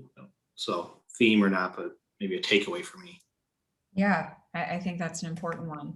It's this goal setting is going to feel like a delicate balance of addressing really immediate critical needs while also still keeping your eye on the long-term projects and initiatives you have underway. All right, any others? Okay, we're almost right on track here. It's 1:37. So why don't we go ahead and take 10 minutes, take a break to stretch, refresh your drink, whatever you need to do. So feel free to turn off those cameras, and let's come back it's actually now 1:38. So let's come back at 1:48 to reconvene.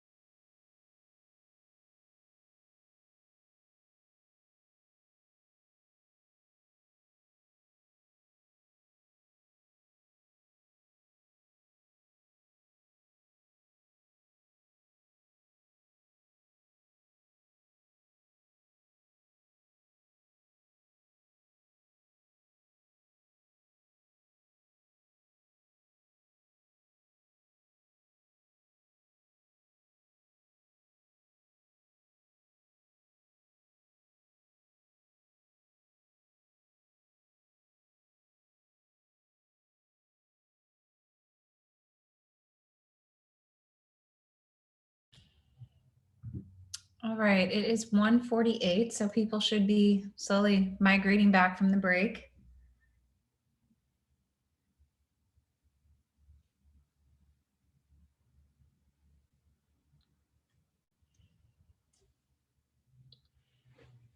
All right, we'll give everybody just a second to get their cameras back on so we know they're here.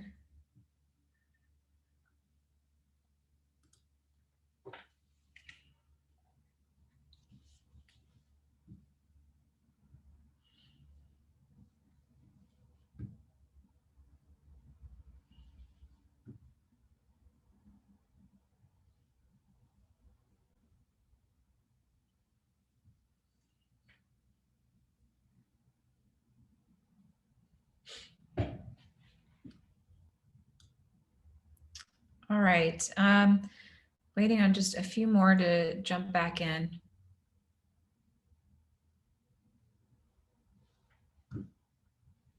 So one thing,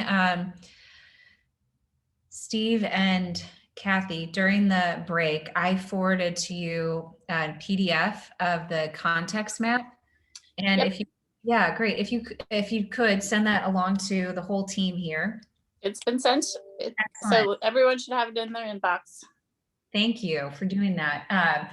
So yeah, if you are on the mural board, great, you can zoom in and see everything that's on that context map. But if you're not and you're just doing it via or looking at things via the screen share, I went ahead and exported that so that you can use it as a resource as you think about this next activity and the idea mapping. And so if you open it, it's a PDF, but it's a great PDF. You can zoom in. So if you try to look at the whole thing, it's going to look a little small. But if you want to zoom in on particular areas to refresh your memory about that conversation, that can be a helpful tool to make sure you don't forget about any of these great ideas and opportunities that we talked about during that last discussion. Any final thoughts on context mapping before I share the instructions for our next activity here? There was one that came in over the chat just about technology equals mobility. And so thinking about that ability to provide services from the field in alternative office locations, virtual public meetings, and then also thinking about how there could be a potential savings on office space cost. So that you're not going to see it on the map yet because I haven't added it in that draft version, but just keep that in mind as well. Okay, so the next activity here is the idea mapping exercise.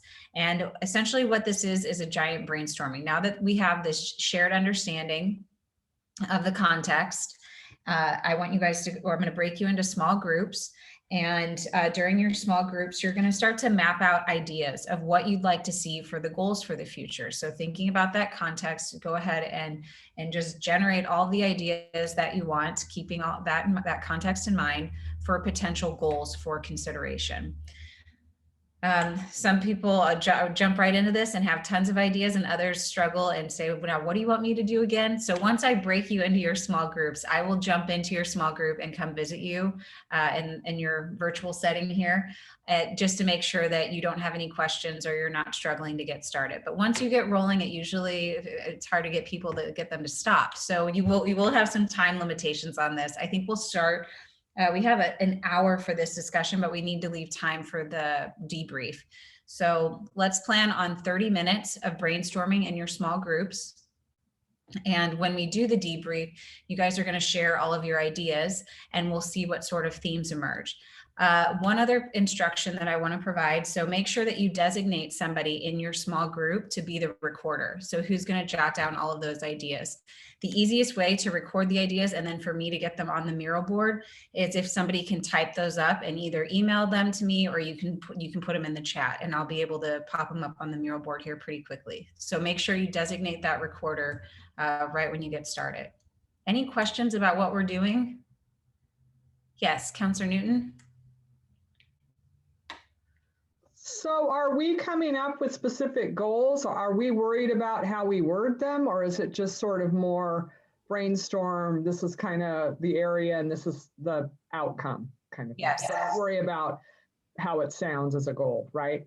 Exactly. Yeah. Don't get hung up. Don't waste your time on on wordsmithing the goals. We'll work on that later. In fact, we're not going to do much wordsmithing at all today. We're going to make sure that we get some clarity. And on tonight on the back end, I'll be doing trying to get some wordsmithing done for you guys to have a cleaner version to look at tomorrow. To just make sure you get all of your ideas out there. That's the most important piece of this exercise. One other thing that Councilor Newton's comment brought to mind for me is that sometimes we think in different levels when we think of goal setting. Some people are really high level and others might be thinking more of specific strategies. They're all good things to capture. So ultimately, when we put the goals together, we're going to have the high level overarching goal. And then we'll also make sure that we understand the team's intent for how they want to see that goal move forward. So there'll be some supporting strategies that we'll also identify. So those are all worthy things to get on your brains get out in your brainstorming exercise. All right, with that, any other questions? Again, in your small groups, if you need support, message me. Otherwise, I'll be popping into each of them just to kind of see how you're doing. Okay, I'm going to go ahead. I tried to equally allocate the groups. Some of you are signed on with both your video and as well as called in. So I tried to make sure that I've assigned you to the same people to groups. So some of them may look a little bigger, but that's the only reason why. So I'm going to go ahead and open those. You have 30 minutes. I'll see you all soon.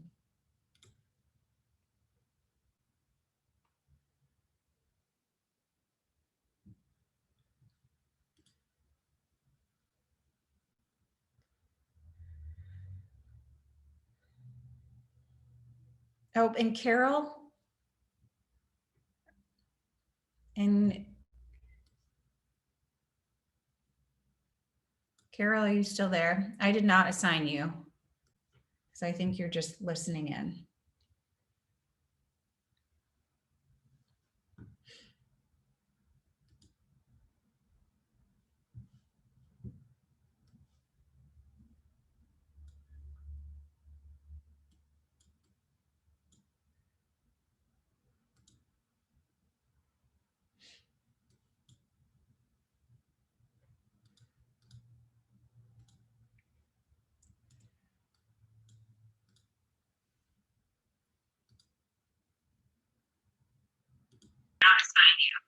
That's true. No, Okay. Yes. Can you hear me now?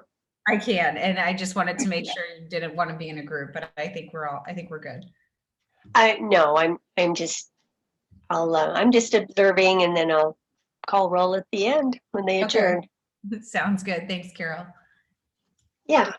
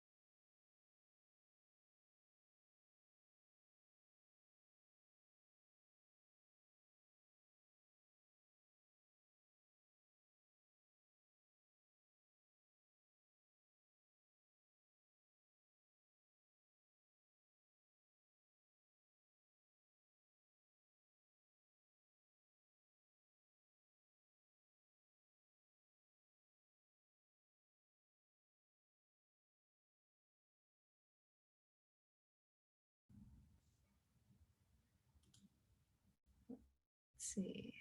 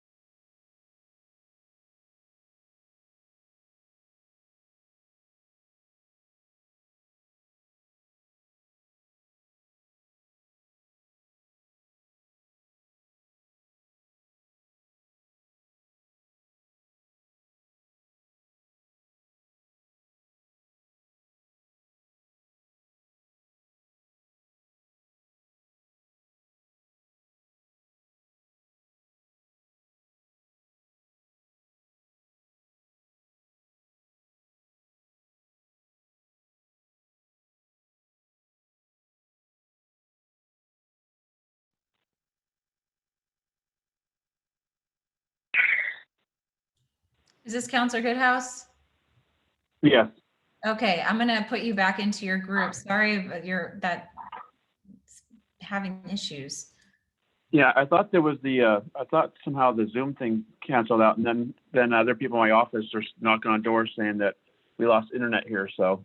Okay, well, I'm gonna put you back in your breakout group so you can jump back in on that conversation. Here you go.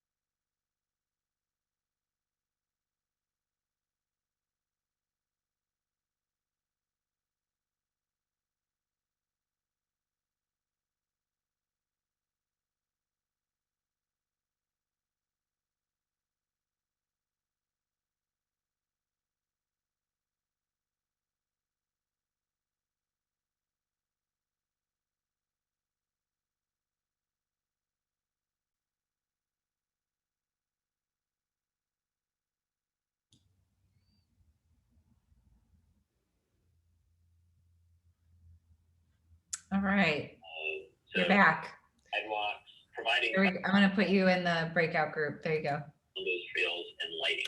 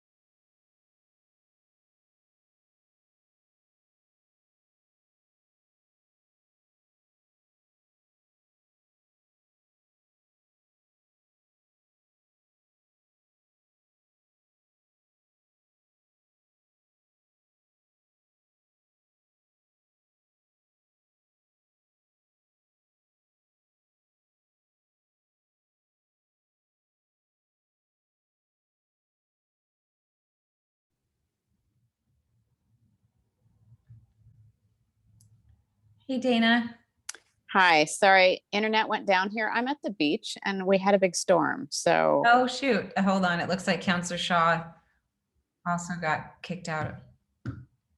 Dana, what group were you in? I'll put you back. I was with Counselor Shaw, so maybe it was my Okay. group problem and not my internet, although my internet went down. Again. Let's see. Who Sorry, I else just were got- you guys? Who else were you guys with?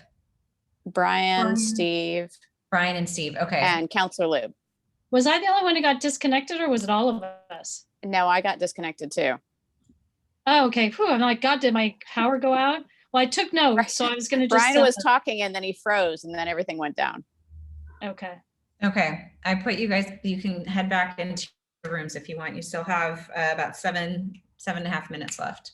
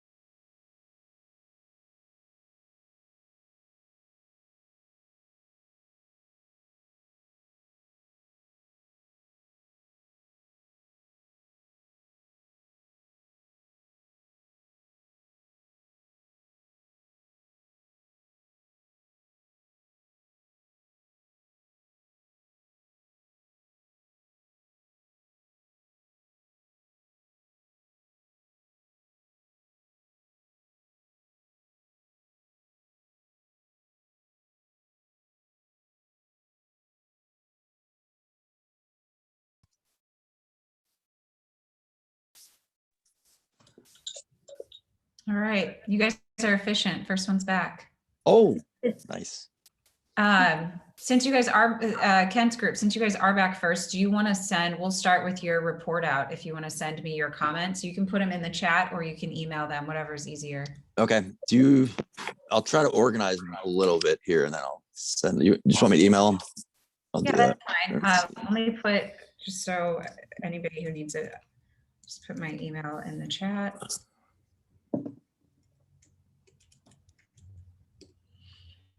Sarah, while you were briefly in our room, we did assign you as the recorder from our room. Oh, shoot. Well, that's going to be problematic. You know, I'm kidding, right? I hope. I know. Sorry. I'm like a lot of multitasking going on over here. Okay. We're going to start because, let's see, our group 2 with Chief McAlpine, Kent, and Counselor Newton and Nadine, they were back first. So we're going to kick off with them. Kent is emailing his comments. Yep.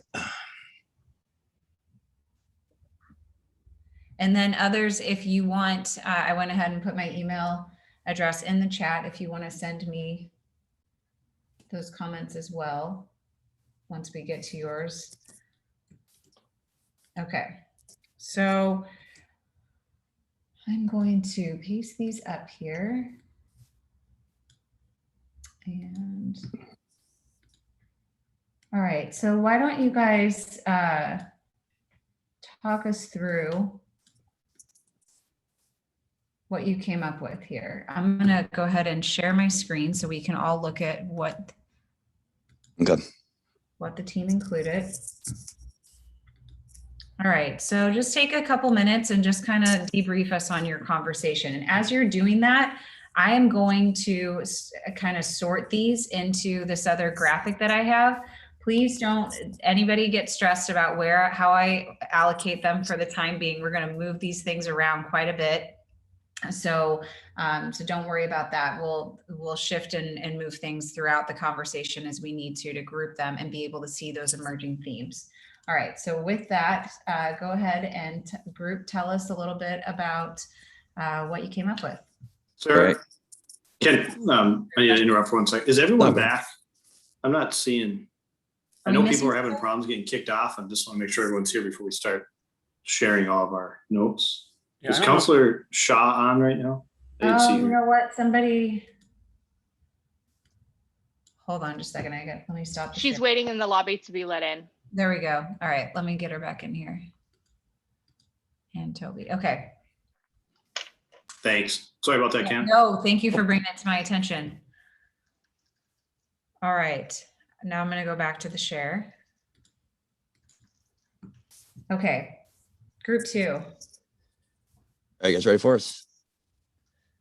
Take it away. All right. So state the obvious. Our conversation was guided a lot by the strategic plan and those priorities we talked about earlier, and that being the lens for what we do.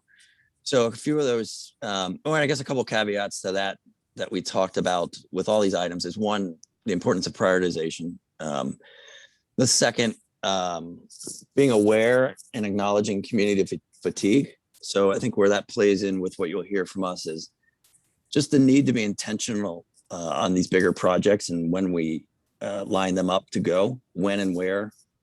So we don't have major projects on top of each other. They're spaced out just to avoid as much as possible the community fatigue. So onto the higher level items we talked about. First one was about community and neighborhood identity. In the recent months, we've heard more from community members about like the identity of Tigard. What is it? The identity of my neighborhood. What is it? And so how can we build more of that? And by building that, hopefully being able to align some of our communications and engagement around that. It really goes back to building those foundational relationships as opposed to building relationships around, here's another survey, can you fill it out? Secondly, we talked about homelessness and the impact of that on community services. One thought on that was we did have a homelessness task force several years ago. Do we reactivate that as is? Do we call it something else? But do at least being intentional about what our approach is. You know, it's something that from a staff level, at least we hear about several times a week, and to be able to state, here's where we're going with this, here's what we have available, would help in our communications and also help in folks understanding what those resources are that we have. Next big topic was recovering from COVID, specifically around businesses. And, you know, we hear about reopening and expanding services, but how can we be intentional about recognizing that not everybody is healthy just because they have a vaccine? There's financial health, emotional health, mental health, and the health of our small businesses in general. And that some of those great programs we did last year shouldn't stop. We should find other ways to continue to support the community and those that are in need. Next larger topic was around several kind of planning projects, River Terrace. The question around, one, the development of it, but also how will that advance our affordable housing plan?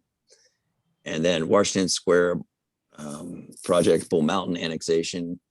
Not necessarily one thing specific about it, but more of if we're going to proceed with this, being intentional about that timeline that we have. Once again, going back to that community fatigue, trying to avoid that as much as possible. Next, building foundational relationships with our underrepresented communities. An example that I shared is that we're in the process of developing a leadership program with Unite Oregon. And last couple weeks ago, I was in a meeting and we talked about, well, hey, this is great. When the program's over, how do we keep these folks engaged in our organization? And we really struggled to come up with great answers. And so thinking that all the way through, you know, are there internships programs? Are there volunteer programs, board and committee openings? Are there other creative ways to make sure that they're just not completing a program, but they stay involved in our community? And most importantly, they have those meaningful relationships with city staff and city council. We didn't want to lose the thread on the CFC, the city facilities consolidation. It's a huge project, and that will continue to be something that will be on the minds of staff and elected officials. Our asset management system, something that's in the works, and continuing to work on that. And then we just kind of had on the other category, affordable housing, homelessness, COVID, those plans or actions, and in having approaches that we can clearly outline in the future. So those were the main, those were my notes, at least. Group, what did I miss from there? What else did we have? I would add also, when we talk about I'm looking for priorities, and we say the exhaustion of the community, I think it's also the employees. So when we talk about putting too much on the employees on what they can accomplish, being mindful not only the community, but also the employees' fatigue. Yep, good point. This is Liz here, and I also thought we had a really good discussion. We looked at the 4 bubbles, I'll call them, that we talked about earlier in the day, and had a really good discussion about the importance of looking at our priorities through those lens. And so some of the issues that Kent brought up, we were saying, okay, this is really something that advances that issue. This is something, we really should think about. So along the lines of making sure that we prioritize well, how do the priorities that we set resonate in advancing the vision? And so for me as a counselor, that was helpful to remember that as we set priorities and can articulate that to the community, to our team, that's an important conversation and grounding element. So, but we had a good discussion on that. Good point. Thank you, guys. Those are great points, and I think it gives us more to think about as we think about how to structure the plan and how to organize these things. Maybe we organize them accordingly. One thing, Kent may have mentioned it, but I missed it. But you guys had a bubble here or a comment on developing programs and initiatives to support Tigard Gold. I'm assuming that's probably an acronym. I'm not sure what it. Yeah, it is. It's our leadership development program with Unite Oregon. Yeah, sorry about that. And did that coincide with with the underrepresented communities piece? Yes, it did. I'm just going to stick that over there and just note. Okay, great. Any questions for our group 2 team? Thanks for kicking us off. Okay, let's see. Who wants to go next? Why don't we let's shift back over to group 1, which included Brian and Dana and Council President Lube and Councilor Shaw and Steve. And let me find stop the share here for a second while I find your comments. There we go. Yeah, I took notes and sent it out to you, Sarah, as well as the team. I got it. Thank you. There they are. Give me just a moment to pop these over. We also had a very important discussion about ice cream and pie. Oh, well, while we're getting these organized here, please do share what should we know about ice cream and pie. Any tips for the weekend? There was quite a few, but perhaps I know, Dana, you had summed it up about pie over, and I didn't capture the notes. Pie over cake. Pie is the superior dessert. All right. Pie over cake. Well, whenever you guys are back in person together, now you know some preferences. Okay, let's. You didn't have a good reaction to that. I love all sweets, so I'm not going to be too. I mean, ice cream over pie. I would just put the ice cream on the pie if the flavors were appropriately, complementary. All right, let's see here. Some of us would do the same. Take us through your conversation here. Yeah, and teammates feel free to jump in. So we bucketed into kind of overall goals and then some items underneath the goals. So for goals, we talked about the importance of having a community resilience plan. We actually initially talked about as a climate action plan, but recognizing that those words can be problematic. And Steve had brought up that community resiliency plan seems to be something that a lot of other communities are utilizing. So that was one of our goals, is really to develop this community resiliency plan. And then that would encompass like transportation electrification, fleets, maintenance, community members, access to electrification, and really creating small changes that then could lay the groundwork for bigger change. And then we had equity and a bunch of bullets underneath that. So community access, in particular, digital divide. And if there's a way we could offer it the same way we do water, because it is a vital service. And as well as ensure, and that helps ensure that voices are at the table. We need to provide the technology and continue to increase access to the community meetings, but also council meetings. And then figuring out a way to entice the community to engage. Then our other goal / bucket was post-COVID, making sure we're innovative, that we have capacity, that we're creative. If we need to rethink current priorities, and then the access to community services, which is vital and needs to be virtual in often cases, or at least a hybrid. And then recreation with a park management plan, ensuring that there's a realistic plan that focuses on prioritized funding. So we're not leaving that hanging with lack of funding. Probably my words, not Steve's. And then the next bucket we had was co-designing a process. So it's really having the community, almost like a community assessment. So they're telling us what their needs and wants are, and that we bring the community into the design project or to develop process the project or program. And so it's not a top down, but it's really community kind of bottom up process. The next bucket we had was public facilities, which is funding, making sure we have the right plan, the resources to make it happen, reviewing what the current needs are for police, public works, and the community in general. What are their needs? And what does the Tigard City government look like, and how can it best serve the community? And another bucket we had was the urban renewal. And then our last one was houselessness. Okay. Did you guys run out of time on those, or did you have anything specific that? Well, we got dropped off, but then decided to, when we reconvened, we had discussed enough and then moved on to ice cream for an icebreaker.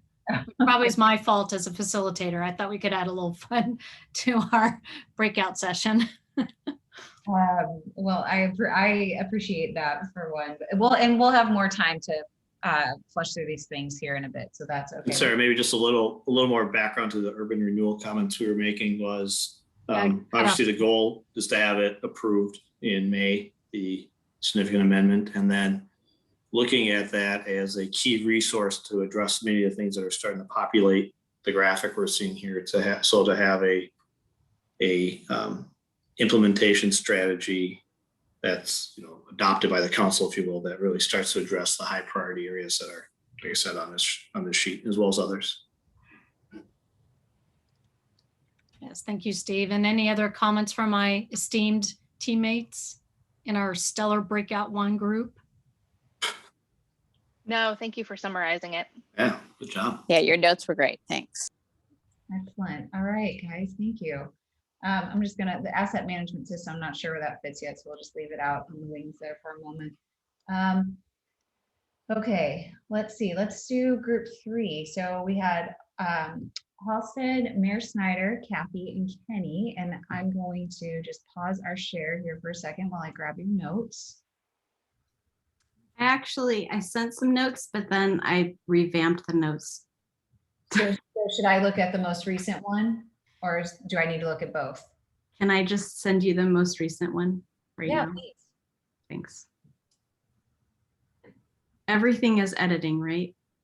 Yes. And I will just preface this by saying that I think we went more deep on a couple topics and not so all over, but that's maybe Halstead will surprise me with what we got in the content. That's okay. There's I appreciate you mentioning that while we wait for those notes to come through. There's benefits to both, and I think some areas will be, because you guys went deeper on some of those issues, some areas will be a bit more defined, where others we may need additional clarification discussion as we get into that refinement phase. So let's pull these over. Okay. Oh, that's not going to work.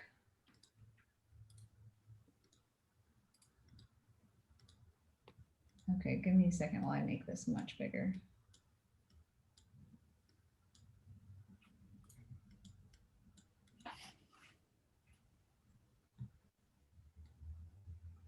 There we go. Okay, so you guys started with climate action plan. Let me just. We actually didn't. You didn't? No, I'm sorry. Did I copy and paste them wrong? No, you didn't do anything wrong. Sometimes it's fine. We'll get it. We started with homelessness. Yeah. Okay, let's start with homelessness then. And I'm happy to walk us through the notes if that's.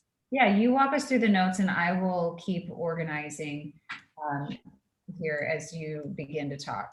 No problem. So as the mayor has already said, we took deep dives on 2 different topics.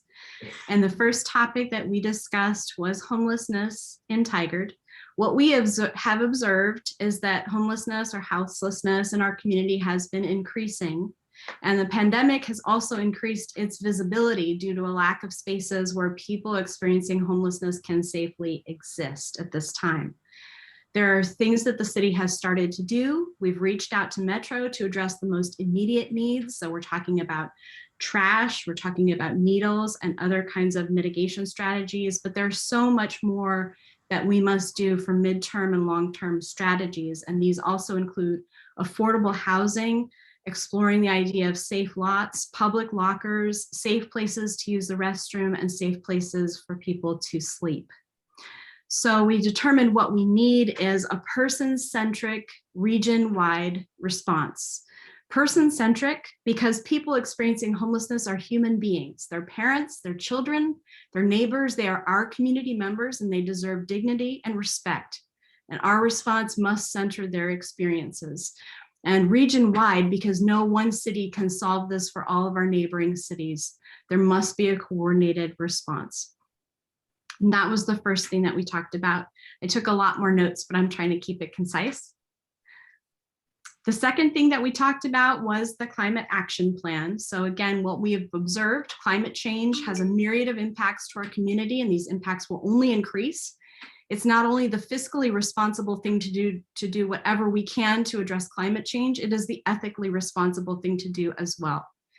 So what we've started to do, there are some aspects to our refreshed strategic plan that tie directly into this potential council goal, especially around transportation investments and also using a climate responsibility lens. So in the refreshed city strategic plan, goal 3.5 speaks to this directly. What we need a climate action plan similar in nature to Milwaukee's or to Beaverton's that addresses the specific work we must do in Tigard. Is there anything I've left off, teammates? I would just say that the comment about the climate action plan is that the goal should be around developing and implementing. Right. Implementing word. Thank you. And just to add on, it's I think what Councillor Shaw said about resiliency. So those are threaded. It's not resiliency or climate, they are woven together.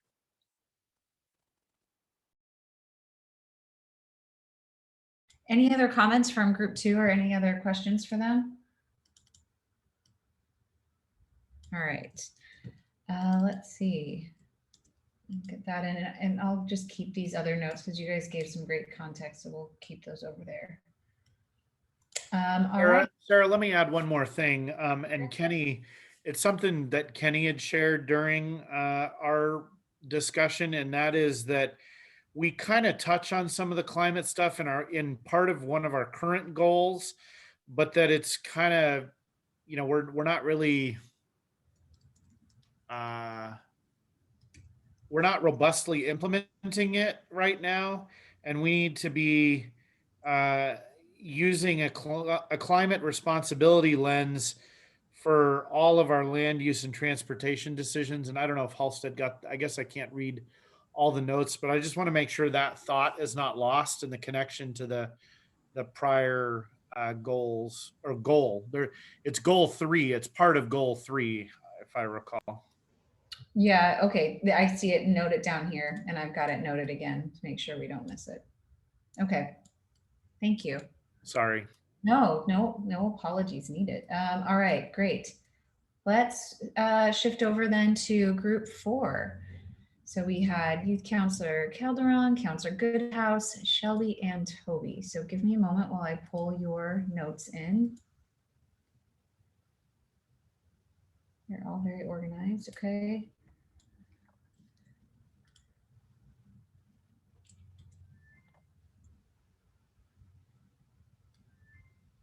All right. Let's see. I don't know if it copied and pasted how we'd hope, but why don't you guys talk through it, and I'm going to stop sharing for a second while I kind of organize this. All right. I was the note taker, so I'll kind of I'll run through our notes, and then for the rest of the team, if I'm missing something or you want to expand on something, feel free to bounce in. So we touched on a number of topics, and some of them were broad, some of them were more strategic and specific in nature. So hitting the topics, and I'll just kind of go down through our list. On trails needs to be a priority. Having those walking connections, sidewalks, having our trails, and then specifically making sure that people feel safe while they're on the trails. So providing lighting and other amenities that make pedestrians feel safe to be on the trail system in Tigard. So that way they're going from their homes to the businesses, etc. Post-COVID, we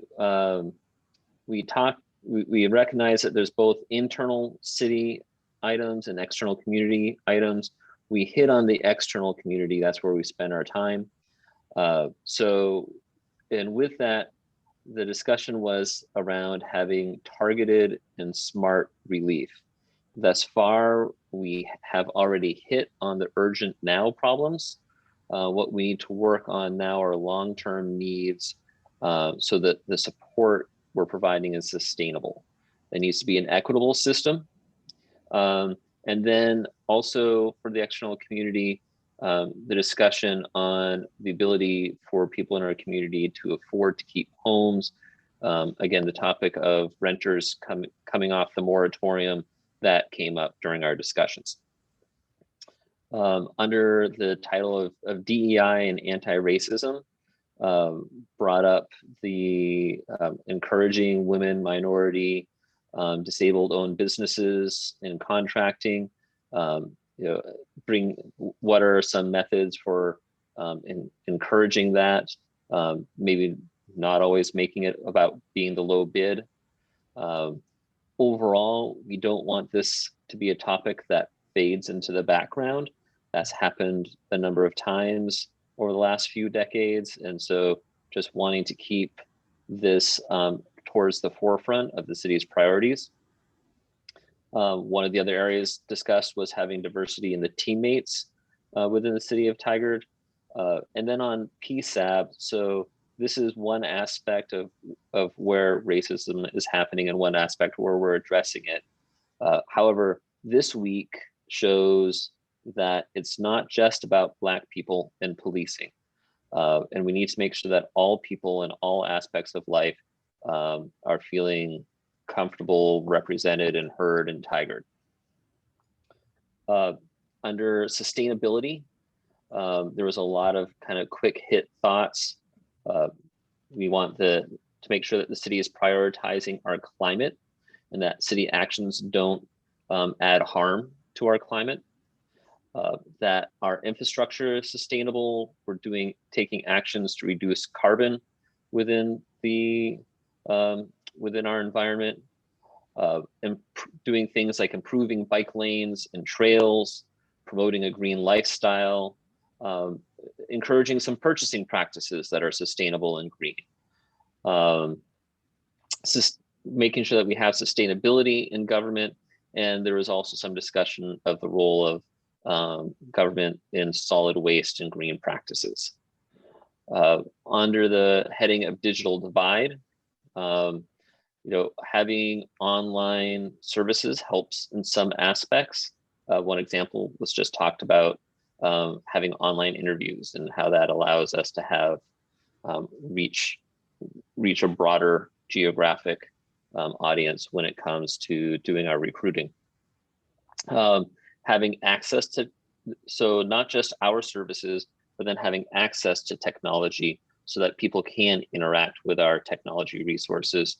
We want to, from a communication standpoint, make sure people know about the technology resources, both what Tigard has for services and what we provide to help them to access those services. And then talked about moving forward, having more hybrid models for services such as court and council for public hearings. Talked briefly about housing affordability and talked sort of broad scale. We need to have resources for the system and cycle. So resources that help people go from houselessness to affordable housing to independence in their housing. And offering, talked about also offering services beyond the library to help people get online that actually kind of fit in more on the digital divide. I'm sorry, that got into the wrong category. And then finished with a discussion on communications, and had a couple ideas around having live, basically an idea around City of Tigard. The word was used of press secretary. So we're getting bigger. We need to provide a quick response. There's the thought of having like a live person doing communications in downtown. and along the lines of that quick response, have a designated person or people who know the ins and outs of what to say and when. There's also discussion of making sure there's clarity for that person and other teammates of council expectations on communications. Who's doing the communicating? Is it the mayor? Is it council? Is it city management? So with clarity there, it would help increase the speed with which we could be responding. And then to finish up, had a discussion around civility. We're in sort of the larger scale. We have a nation and a community and an online arena where that has permitted a lack of civility in communications. It's not just what we're saying, it's the way we say it, and it's the words we use when we say it that are important. We need to be welcoming of differing opinions and not shut down others with canceling language. And so there was a lot that we covered there, and a lot to chew on. Yeah, you guys covered a lot of ground. Toby's team, anybody want to add anything to that?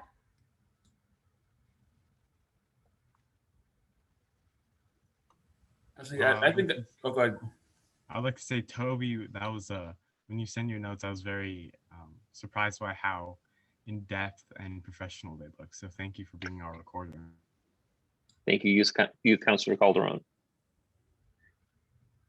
All right, Councilor Goodhouse, you wanted to add? Yeah, I think they're pretty thorough. I was one of the ones that got kicked off with my internet connection, so I was gone for half of it. But I think it was a very good conversation. We hit a lot of the points. I think we had one line about someone just more of an outreach for someone with downtown, a dedicated person, and I think he briefly mentioned that, but that was in the notes. And I think there's still probably more areas that we ran out of time, so I think there's still more areas we could have covered and hit some of the areas. So we weren't by any means done, but I think we had a great conversation. All right.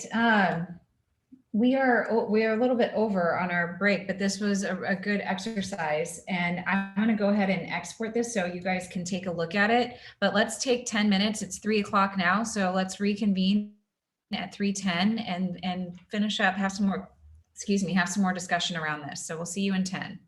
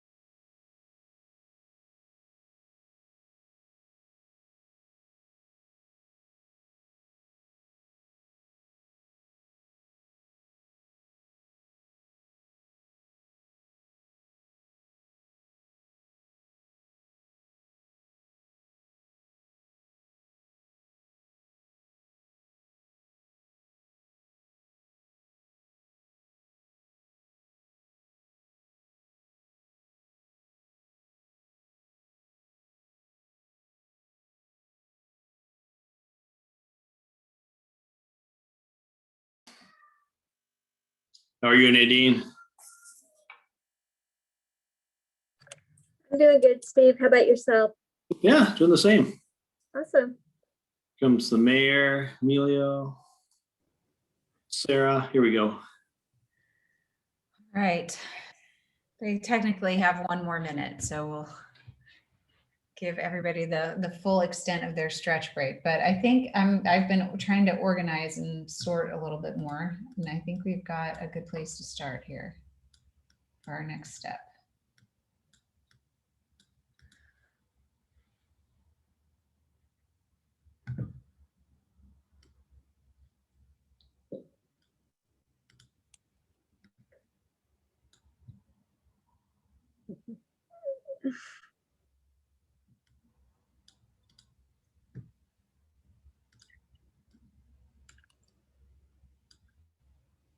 Do we have a new member who wants to say hello? She just woke up from her nap, so I thought maybe she'd want to say hi. Yeah. Hi, Elizabeth. She looks happy. Hi, Elizabeth. Yeah. You're saying hi? Yeah. I think that's the youngest member I've ever had as part of a retreat. Oh, there we go. Oh, look, there's Kennedy. Hi, Kennedy. Hi, Elizabeth. Hi, Elizabeth. Say, gotta go. So fun. All right. Thanks for lightening our afternoon with some fun visitors. I've been trying to break in all afternoon, so had to let her in. All right. Well, hopefully we'll have everybody join us back on camera here shortly. I just want to check in at this point before we jump right back into our agenda. How's everybody feeling about the process so far? I know it can feel a little nebulous as we move through it, but hopefully you're starting to see things come together. I've just felt a little ill prepared. Like I feel like if I'd had some of the materials, like that whole first opportunities and challenges sheet, I could have been more thoughtful. I don't know. Maybe that's just my own hang up, but it takes me time to process or think through some of this stuff. So hopefully. And that's fair. And hope, Mayor, good point. I think I'll send everything out tonight. So I'll export all of these graphics as soon as we get off today's call.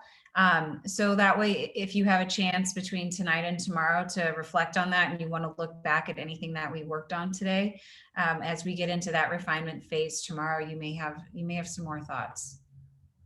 But I think when looking back at that context map and what you guys were talking about just now, we've hit on, I feel like, the majority of those themes. I went back and was glancing at it, and just in the ideas that circulated in your 4 breakout groups, you guys have touched on everything. So that's one of the things that we'll look for as we go into this refinement phase was, did we miss anything?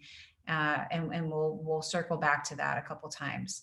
Also during the break, I went ahead and, again, just so any of you have it that want it, I exported just that initial graphic of how we mapped out those ideas. And Kathy, you should have received that via email. Were you able to forward it to everybody? I don't have all of the leadership team members' emails, so. I will forward it now. Okay, I just figured you guys probably have a handy distribution list. So hopefully that works. All right. So the next phase of this is we're going to go back in and look at the map again and start to look at those themes, make sure that I've organized them correctly, and have a little more discussion about each of them to try and see if we can extract a high level goal and then think about some supporting strategies. And as we move through each of those, please, if there was an idea that came up that doesn't make sense, or that you have additional questions about or want some clarity on, please raise those. This is the opportunity to do that. All right, I'm going to go back to our screen share.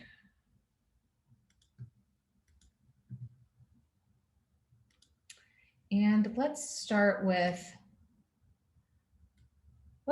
this big one, just because it's a kind of a hairy one. And so this came up, you guys had a couple overlapping topics here. as far as just homelessness and houselessness, and then also affordable housing and how that fits into urban renewal versus affordable housing and how it fits into homelessness. So let's just see if we can start here and get a little bit of clarity and refinement around what a goal would look like for homelessness, and then maybe a few thoughts on supporting strategies. So group one, or not group one, the mayor's group, Halsted, who else was in that group? Kenny and Kathy. And Kathy, you guys had some language here that you kind of zeroed, the way you organized your thoughts, you zeroed in on what goal language might actually look like. And so as you guys look at this, any thoughts on the ideas that circulated around homelessness and houselessness? Well, so I would actually take the purple bubble that you've got in the center there. It was intended to be a homeless person centric response. So at least that's the way I envisioned it. So I just clarify that because it's we felt like they needed to be at the center of what was happening, because oftentimes homelessness is discussed in the sort of like, well, there's people camping there and it's unsightly and this and that. And really, if you think about it from, and I think Councillor Shaw was talking about human-centered design earlier, I would say the same thing about this one, that this should actually be human-centered designed around our homeless members of our community, and they are members of our community. And so maybe we need to think about, I don't know whether that's a good working goal or not, but I think it was what our group came up with as a goal around, it being homeless and houseless person centric in our approach and our design. And that's going to mean things like places to charge things, bathrooms, lockers with power. We already have, mail, we heard that a few years ago, that mail was a struggle, and we tried to deal with that, and like just all those kinds of things. And then, potentially just cheap but safe places for people to sleep, where they can't get attacked, they can't get, they're protected. The wild kind of crazy idea I had asked about, I think Kathy Nyland was aware of, but I asked, could we use the little tube pod type things that are common in Japan and other very dense areas for sleeping spaces? Those are, they're very small, but they're protected, and they keep you out of shelter or keep you in shelter, out of the elements. And so those were some of the kinds of things we talked about, but we also really emphasized that, if this has to be addressed regionally, because there's no way we can solve the entire region's homeless issues in Tigard. And if we do a good job of it, then, we view our role as taking care of the Tigard homeless community, not the entire Portland metro area's homeless community, because we can't do that. Sorry, I just spewed a bunch of stuff, but hopefully that's helpful.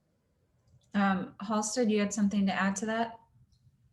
I did. Thanks, Sarah. And thanks, Mayor, for clarifying some of what we discussed. I neglected to mention something that Kenny mentioned in our discussion, was that part of what our response should be is also a way that we talk about these issues surrounding homelessness and houselessness. And I think that's something that we want to make sure that we don't lose when we're talking about this goal. Other people have alluded to it in the course of this discussion, and I love that, but we really have to understand how we understand the issues. And I'm paraphrasing Kenny, if Kenny wants to jump in, but then that will help us talk about everything with empathy and lead with that person-centric. And I did mean person experiencing homelessness centric when I submitted those notes. So thanks. Okay. Anything, so I heard the the mayor say the city's role is taking care of the Tigard homeless community. And this equates to things like places to charge, lockers, mail service, cheap, safe places for people to sleep. Another group also talked about just developing a homeless action plan, which feels a little higher. Sarah, I would clarify. I believe when I said our role, I was actually meaning the entire Tigard community's role. I don't know that it's the city's individual responsibility to do all of that, but the city certainly has a central place or a central role in that, but I don't think it's just ours alone. Sorry, I just want to clarify that. Yeah, it's an important clarification. This conversation has come up in every city I've worked with this year. And one important question to address is, what does the council believe the city's role is in addressing this challenge? Because that really frames, once you determine what your role is, that really frames how you set the goal and supporting strategies. So the mayor's shared quite a bit with us. Other councilors want to weigh in on this topic?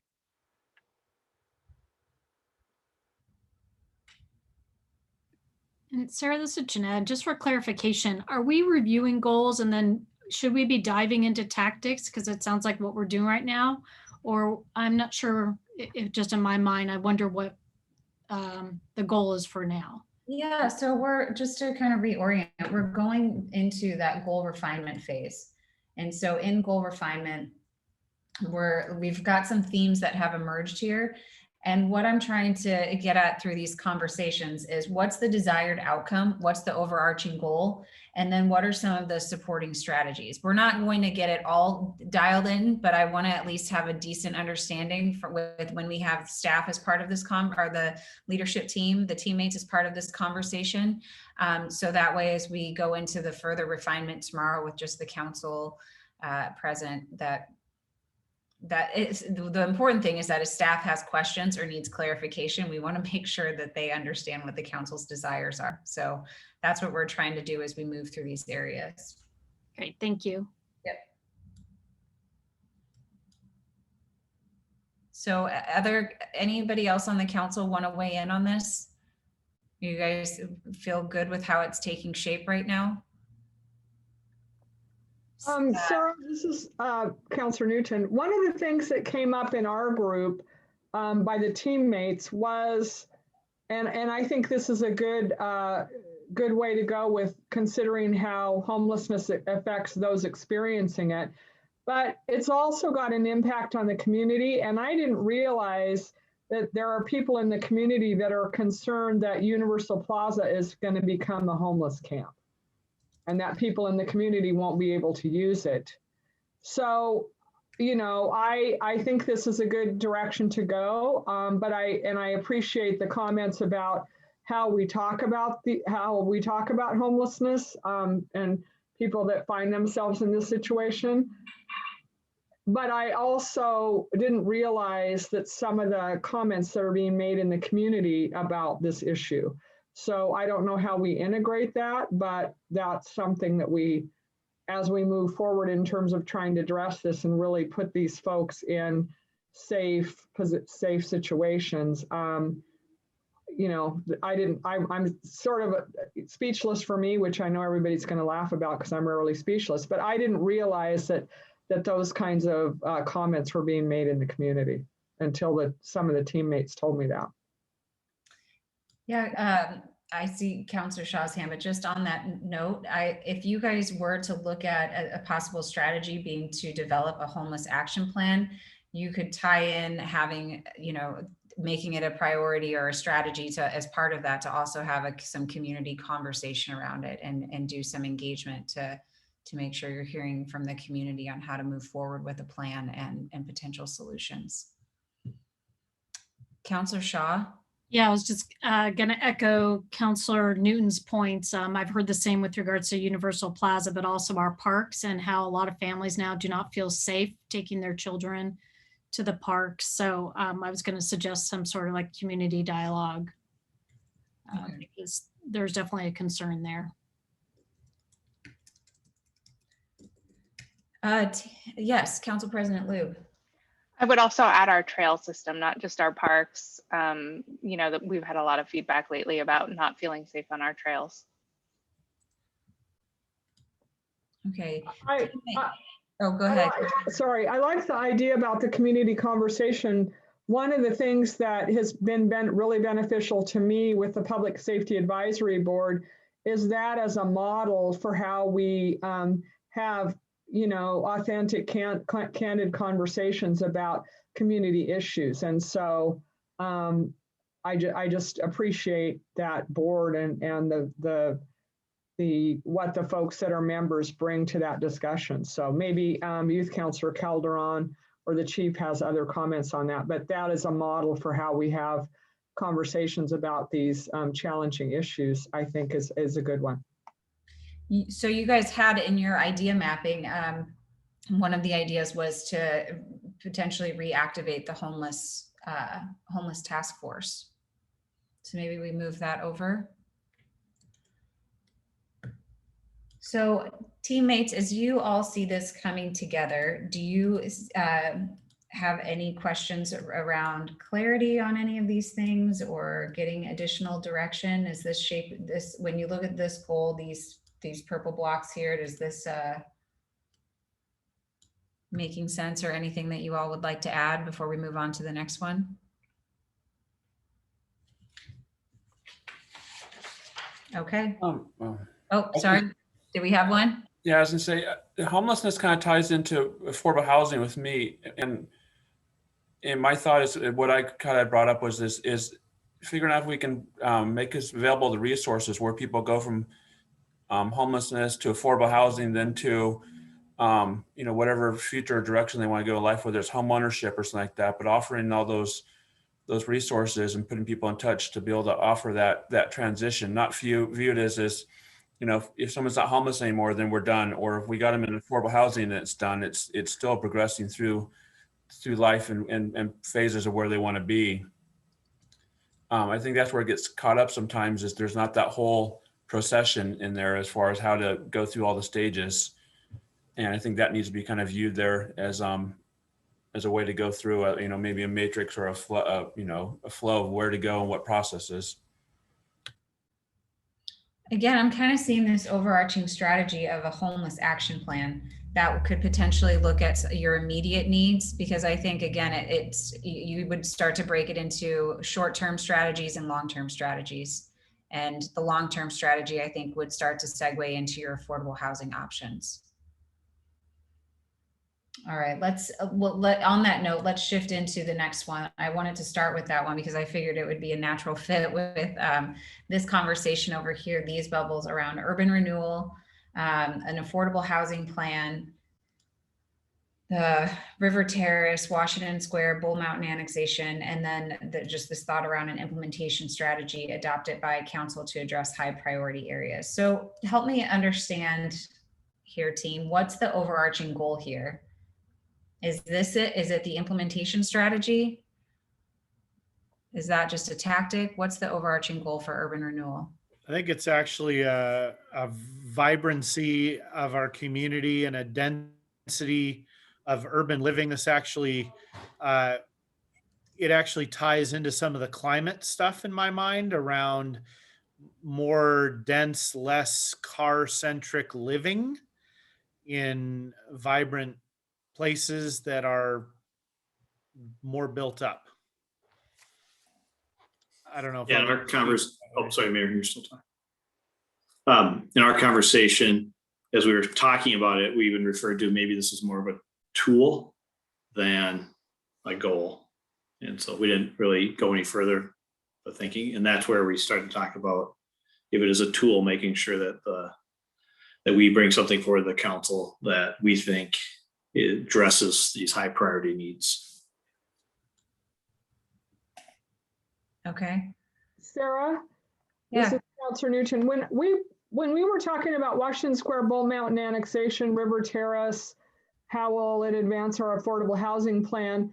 Our conversation was really around looking at all the projects that we're doing with the lens of our strategic plan. So it wasn't necessary. It was just, okay, Washington Square, Bull Mountain annexation, River Terrace, how do they advance our affordable housing plan? How do they address equity? So that's really what we were talking about, those projects, and using them as sort of examples of something as we're moving things forward, we really need to look at them through the lens of our strategic plan.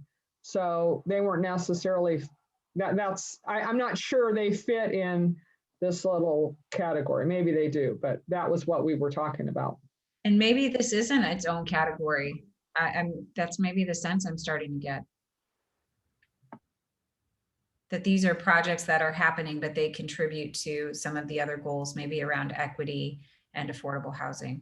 Or I guess the question was, do they, and how do they? That was what we were asking.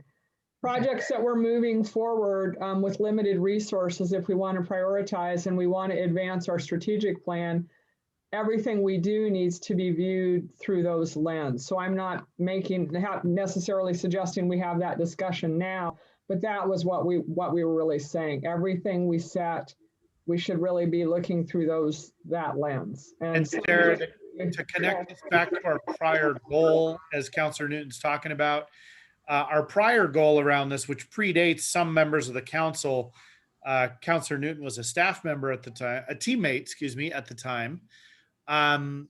The overarching goal, and it was really focused around downtown, was making downtown a place people wanted to be all the time, live and be. And Washington Square town center area and the Tigard Triangle now all kind of fit that same bill. So I don't know that the languages should stay the same, but that was our overarching goal for our downtown renewal area, was make it a place people want to be. Okay. If I can jump in for a second. Please. I know in the conversations that we've had recently, it's really, to me, the thought was, if we're going to use those lenses, which we should, then we need the resources to make it happen. If that was a big part of conversations we've had, of we can apply the lens, but then we need to make sure that we're creative in our financing strategies to ensure that some of these key planning areas can address those issues. Let's see if Kenny, would you agree with that? It seems like that's what we were talking with the team this week or last week. Yeah, I would definitely agree with that. And some places like the city center, downtown, and the Triangle are because of the work we've put in with tax increment financing, and that we're still putting in, are pretty well positioned. Other places like Washington Square, and I'll even add River Terrace, are starting off really with nothing. So, but I agree with the point that applying the lens is good, but if you don't actually have mechanisms in place to, act upon what you can see through that lens, what's the point?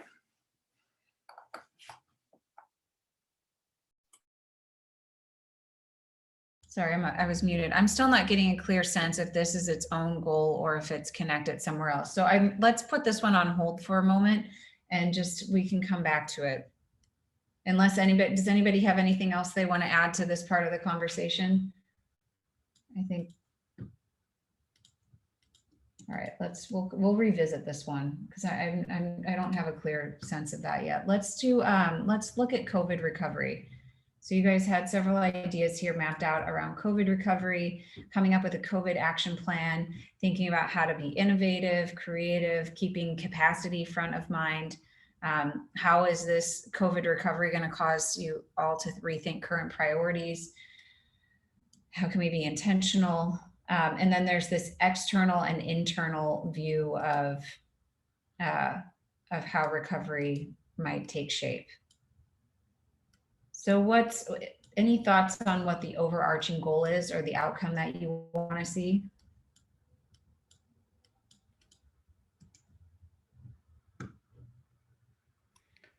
Thriving community. Thriving community post-COVID? Yep.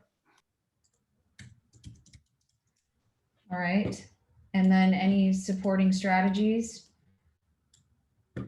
the COVID action plan. Can we shift that over? Oops. Can someone speak to what that is? Where it came from? Team, could anybody want to elaborate on that a little bit? That came from group 1, I believe, our Kent's group.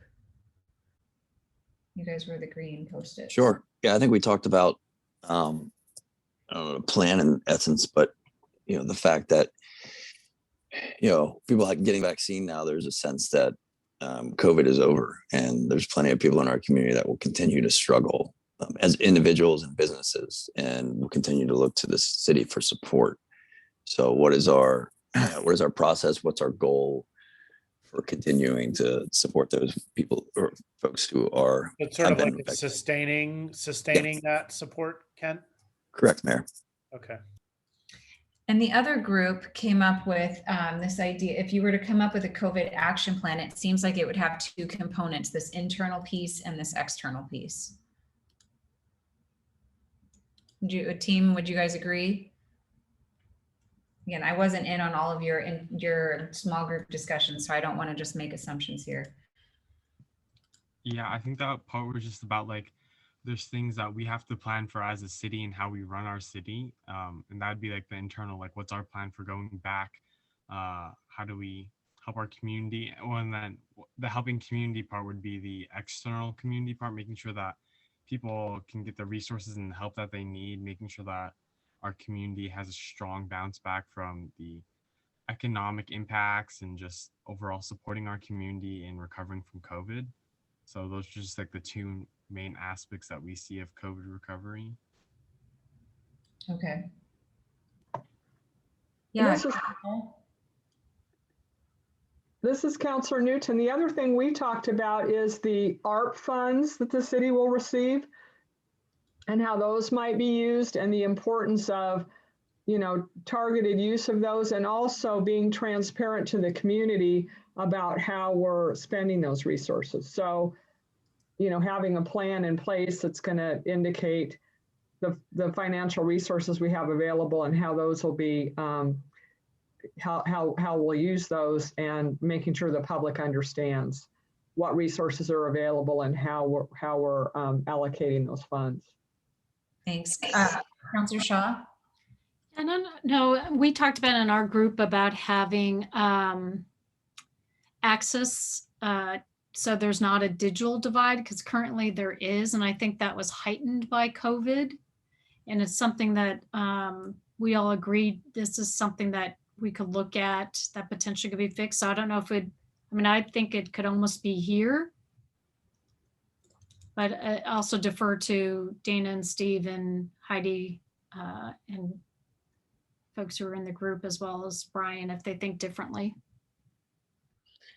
You guys so digital divide, I've kind of organized it under equity, because I think it probably. Yeah, we put it there, but we also said we wanted to be creative in our post-COVID response. Okay. And obviously, to date, digital divide through the equity lens hasn't been solved. So maybe it could be through the post-COVID lens.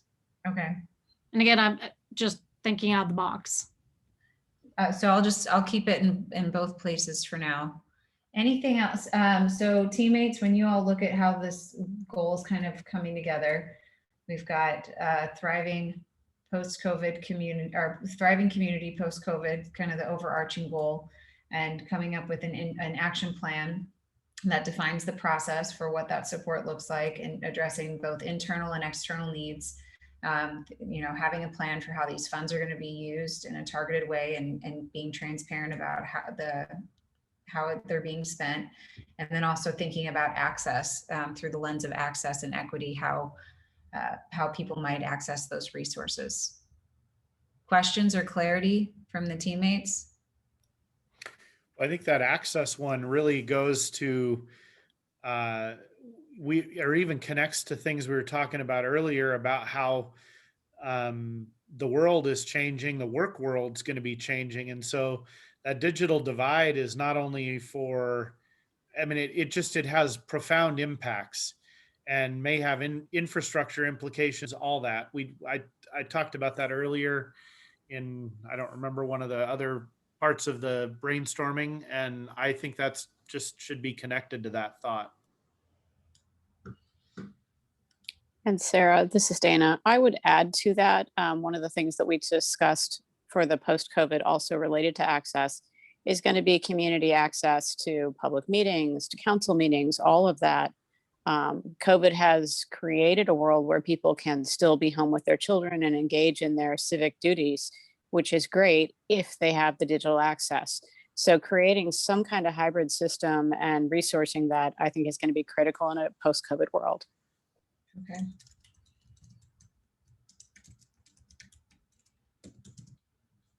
All right, any other comments on this one? Toby. Yeah, it's part, and this kind of goes with Councillor Newton's being targeted portion in our group.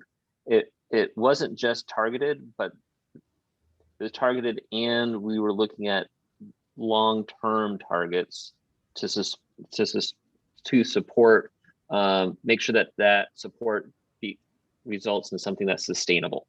So a lot of the work we've done recently has been to provide a bridge, for people during COVID. So this next round, that it be targeted so that it becomes a sustainable model for the people that are receiving the help. Okay. Any other additions, clarifications on COVID recovery? Okay, let's tackle one of these other ones. Let's do communications and engagement. So there were a couple thoughts that came up here, and I'm also thinking back to the context piece, but I want to think about what's the overall goal. And Kent's group kind of had these two things separated, and I merged them together, which I don't know if that's the right thing to do or not. So feel free to correct it if it doesn't feel like it goes. But there's a piece about the community and neighborhood identity, aligning communications and engagement, building foundational relationships with underrepresented communities, enhancing civility, having, do we have enough communication support? Is there a designated person? As far as clarity and council expectations, I think we're going to get into that tomorrow as part of ground rule conversation. So I don't want to go too much in the weeds on that today. So what's the overarching goal here for communications and engagement? I think it's a one voice from the city. I mean, it's kind of if we're trying to reply or respond to things that's happening in the community, it's from one point of contact, one person, one point of view, someone that can summarize everything. It's kind of an intake and outtake of the community knows where to go to that one person for communications. And then there's one resource where the city team can communicate through that person. So it's with one voice, one thought process. So you don't have one department trying to figure out how to do something, and if it's said wrong or how it's said, it can go through all the proper channels and everyone knows what's being said or what's being asked. That's one element that I heard in the outreach. Another piece of that surfaced was we have a good communication infrastructure in place, but how do we deepen the engagement? How do we build stronger relationships? So that was a more resounding theme that came out. I do think there needs to be some clarity, Councillor Goodhouse, as you mentioned, on communication, but I think the more resounding theme that I heard from both staff, the teammates and the council was this: how do we deepen our engagement? What I hear Councillor Goodhouse talking about that may be worthy of some further discussion, maybe now or later, I don't know what, but might be what I hear him describing is almost like a navigator type of role. I'm drawing on sort of the healthcare parallel here, is that or human resources. There's lots of departments and organizations who, they connect with the customer because the customer doesn't even really know exactly how to engage with the city, for example, on a topic. And in the same way, if the city staff needs to engage with the community on a topic, they don't necessarily know how. Not every not every teammate knows how to do that. And so I don't know if maybe that's not the right term in the city context, but it's almost like a liaison to the public, or maybe navigator is the right thing. I don't know. Some sort of a concept like that.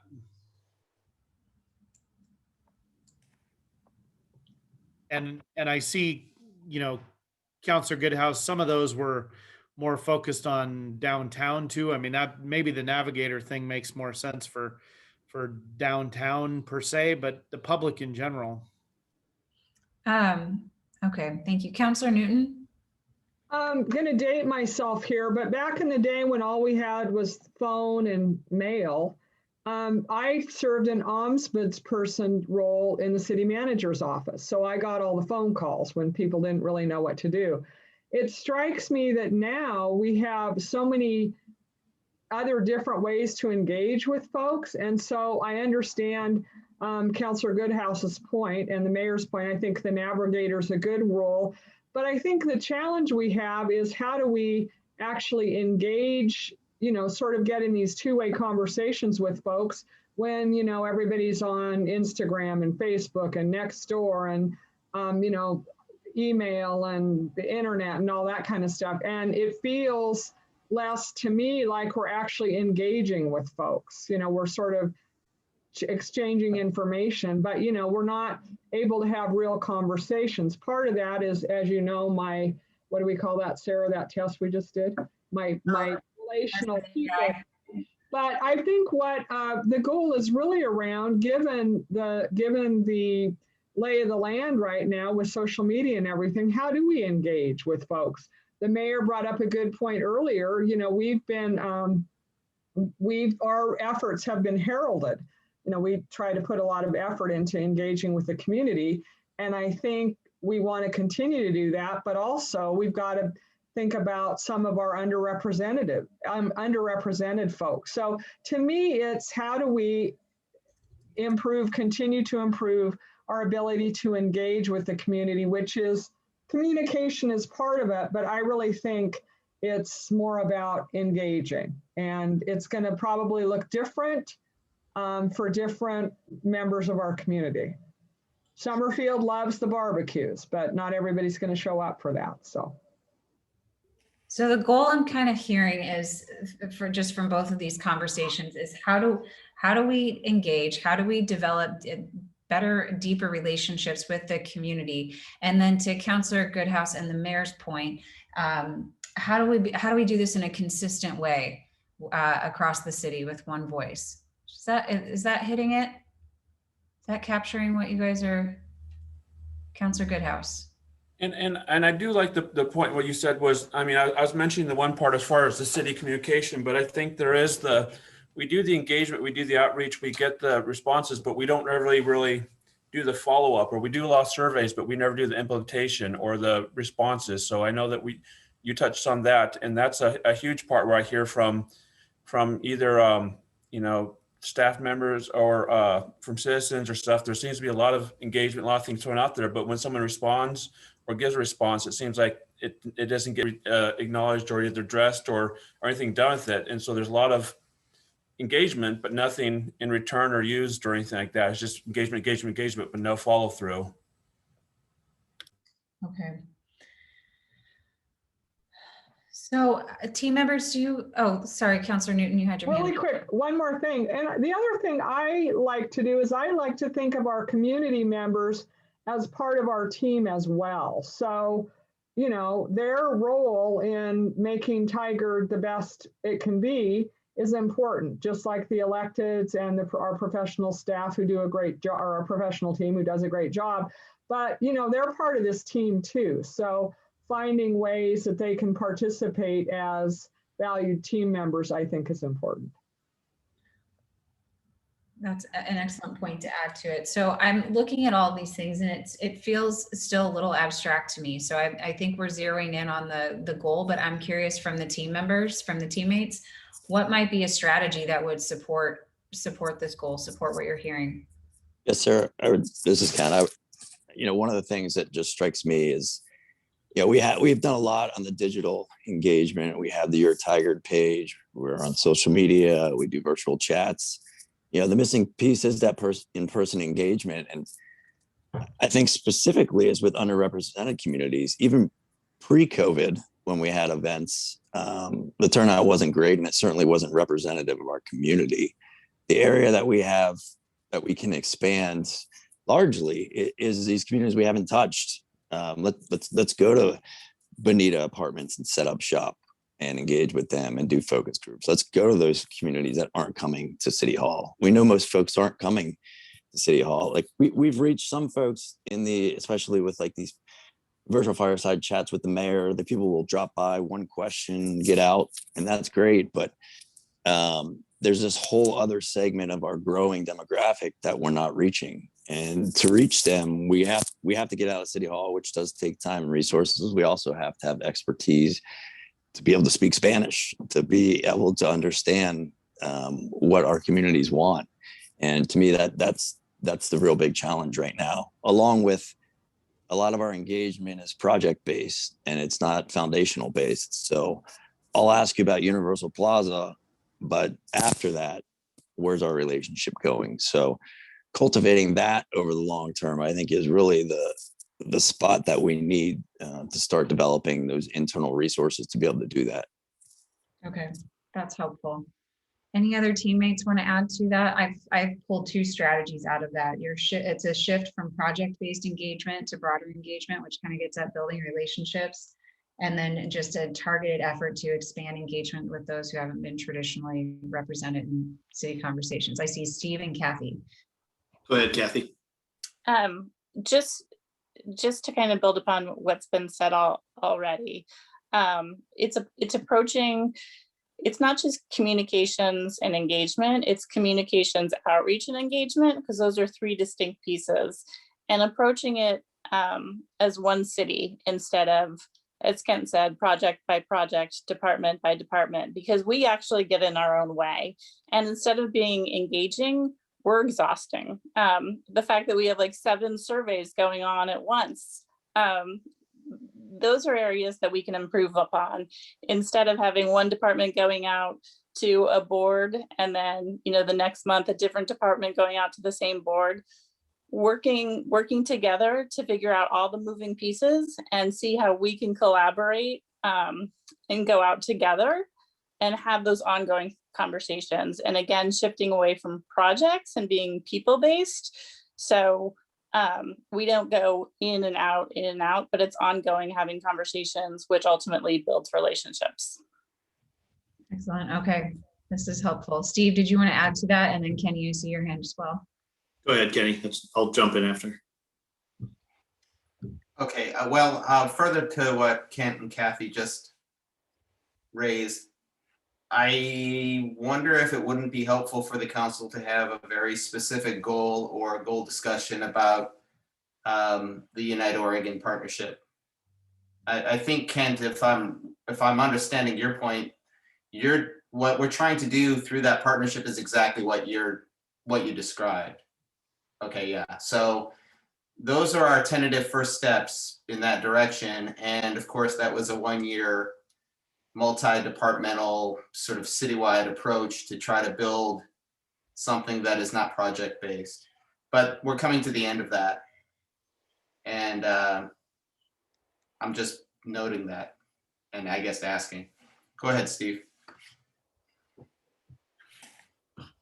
So first, I think this is a really good conversation because I don't think a day goes by without some conversation about communication and engagement.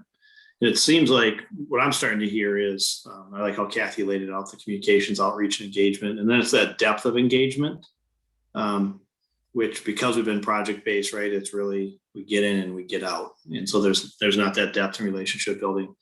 One of the things we talked about was we put it somewhere else, I don't remember, I think we put it at Parks in terms of a process more, and that's the co-design process. And it doesn't have to be used as for projects by any means, but it's a good start where in this case, with the council's expectation is that we would start to utilize those type of things as part of how we operate. And so that, I think co-design, and Kathy, see if you agree with me, addresses many of the things that we're talking about here. And once again, it's an art and it's a skill that needs to be developed and refined and continually used, but it's really that cultural shift in where our mindset is of what communication and engagement means, from doing it for this to making it part of who we are and who the community is, as Councillor Newton said, as one of our team. So a little high and vague, but to me, it's a key tool that starts to encompass all these things, along with like the Unite Oregon partnerships. Okay, I think this is coming into clear focus. I just want to ask about the Unite Oregon partnership. Is this a strategy that needs to be continued? Does it need to evolve? I just want to make sure that we have some clear direction on this and how it might surface as part of this strategy or part of this goal. Kathy? I don't think it necessarily has to be Unite Oregon, but it's just the concept of partnering with trusted advocates who are in the community. I mean, I think that I'd rather focus on the concept than that specific organization. Okay, Mayor. What I think is interesting, and I just want to make an observation about the Unite Oregon discussion, is earlier this afternoon when someone was describing that, I think it might have been Kent, there was basically a statement of, we don't even know how we're going to engage with this group post the program. And that's exactly the problem that you're all describing. So I just want to make sure you're recognizing, or we're all recognizing, that even that maybe is a good thing, and it's certainly a good thing we've been working on, but it's not in and of itself, it doesn't get to the end goal. I'm kind of thinking back to some of the comments I read in the teammate outreach, and it is the thought to bring this more into, to develop those resources internally versus this partnership. Is that kind of what the team's thinking would be most beneficial?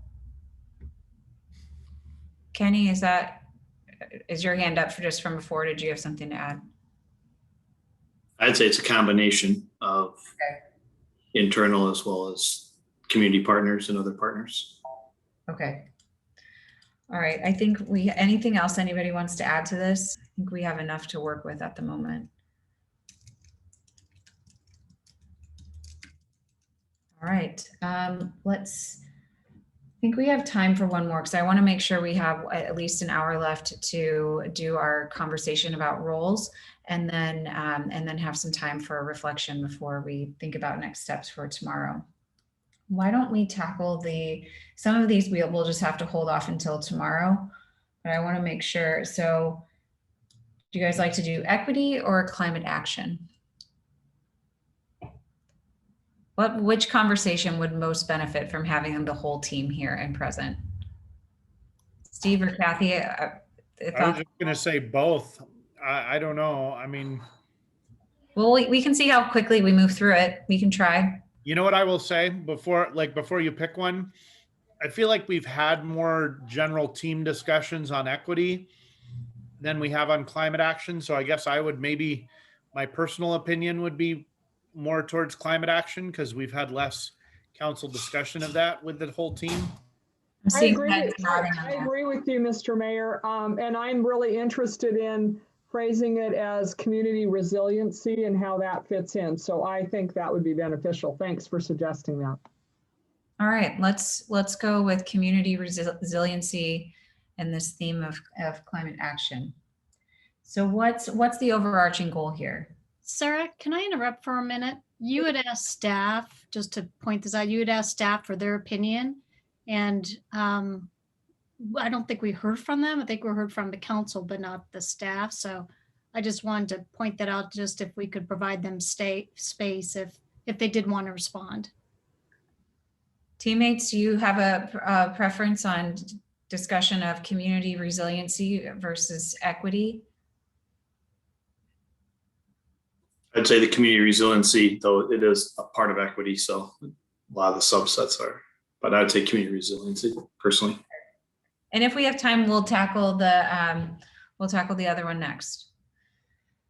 All right, thank you for that. Let's try to zero in on what the overarching goal is for community resiliency.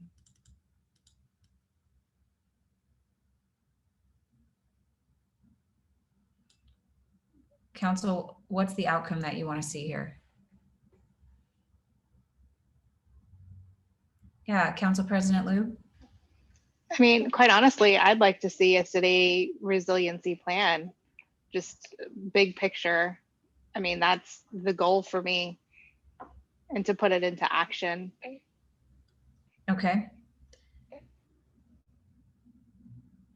Any other thoughts on this? You guys had a lot of specific comments, and I don't know if this comes all from the strategic plan, if it's aligned with that, but just, you know, and specific things around how it and how that plan would take into account solid waste and green practices and purchasing and bike lanes and trails and carbon. So I think there's a lot of detail as far as what might inform that community resiliency plan. Is there anything else as far as how this gets framed or scoped? Maybe it's just that simple. Yeah. President Loop said, I would like to see like some concrete ideas that we could work on, or because I mean, we all have the same ideals of making a more sustainable and environmentally friendly city, but that requires action, and I'd like to see some of the plans to get that action done. Councilor Newton? Yeah, I think we should say develop and implement community resiliency.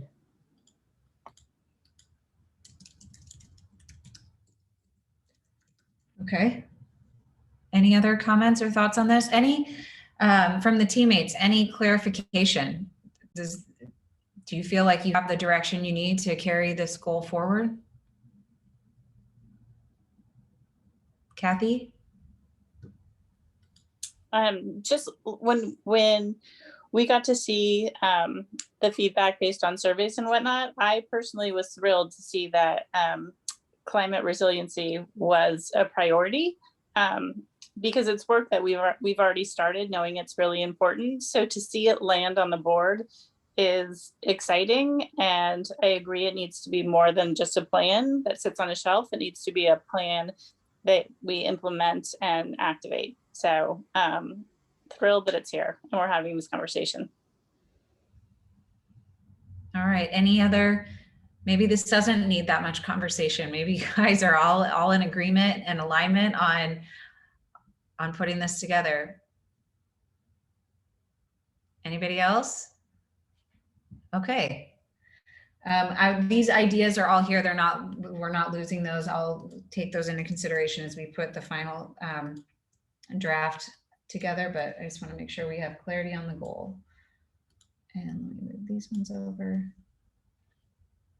Okay, then let's talk about equity, because that went really much faster than I anticipated.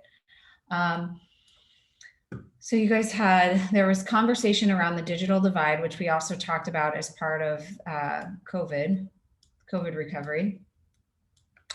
DEI and anti-racism, there's a lot happening with just in the realm of public safety you guys are working on and want to see that continue. Don't let it fade. There's a strategy here around contracting, also a strategy more for internally on how to diversify the organization and the group of teammates. How to entice, this ties into that community engagement piece, but enticing the community to engage beyond just the regulars. Let's see, and what other, increasing the number of voices at the table, that's related. And then again, just that digital, I think this gets at the digital divide piece, technology for both in person and online. So what's the overarching goal here when we think of equity? Is it the same, the goal around equity that you guys have had in the past? Or is it different? Because these things all feel kind of like specific strategies, but what's the overarching equity goal? Dana. So I'll just share my thoughts on that. I think the largest piece of the equity, well, there's two pieces. One is to ensure access to services, but the other is to gain access to input into the direction of the city.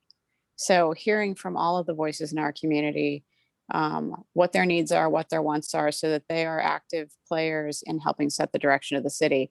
And it's only through, I mean, these strategies are all ways to increase diversity in our workforce, which makes us more welcoming and more accessible to communities of color in and around Tigard. But it's all for an underpinning of ensuring access to city services and input into the direction of the future of the city. Toby.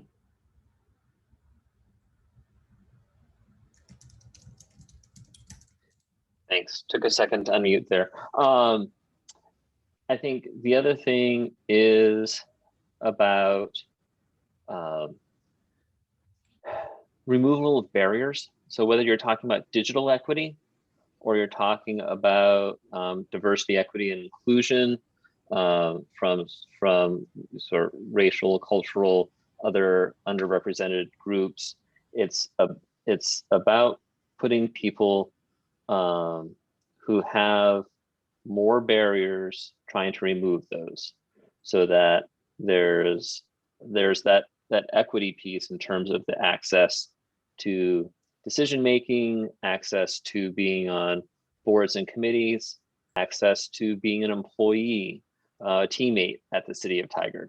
So I think there's an aspect there that we need to incorporate in an overarching sense. Okay, thank you, Toby. Councillor Shaw. Thank you. I'm very supportive of Dana and Toby's additions and thoughts. And I'm wondering if there isn't an element of education here for those who may not know what equity or diversity inclusion means. So we're carrying all the community together in this discussion. Because I'm often worried that we leave folks behind when we're having this discussion, whether it's, we've targeted them with labels such as white supremacy, and there's reasons for that and not, but just curious on what others' thoughts are on that. Yeah, that's interesting conversation. This comes up quite a bit in these conversations around DEI with cities. And so I guess I always challenge the policymakers to give staff some clear direction on what that means. When you say education, what's the expectation? So that the organization can be thoughtful about how to scope that and actually allocate resources towards making it happen. Councillor Goodhouse? I think you touched on a point where, what education, but I think the part too is that DEI can mean so many things to different people. And as it was just mentioned earlier with, recent news events, it's not just limited to, Black people or Black Lives Matter. It is a wide variety. So everyone may have a different interpretation of what may be, what may be equitable. One person may not be to another one. Is it something that you take into account? Someone's educational background, do they have a, seeing problems so they can't get a rate? What equity things? Do they have a learning disability? Do they have all these different aspects? So maybe also part of our whole communication strategy is to say, what is DEI to you? And get a feel from the community and say, hey, as Tigard as a whole, and that might be a way to bring everyone in. If you kind of focus on only one aspect of DEI, then I think you start singling it out. But if you say, almost like a campaign out to the public and saying, Tigard, what is DEI to you? Or what do you consider DEI? Or where's DEI fall in your life? You may find out a broader scope of everything. And then with a whole equity lens, we can actually see a true perspective of everything that falls into the equity and the diversity, and making sure it's an environment that everyone is acceptable, but also everyone is part of and has ability to be part of. Okay, I think that gives some direction. Any other members of the council want to weigh in on this? Teammates, do you have any other questions around the specifics or the council's intent?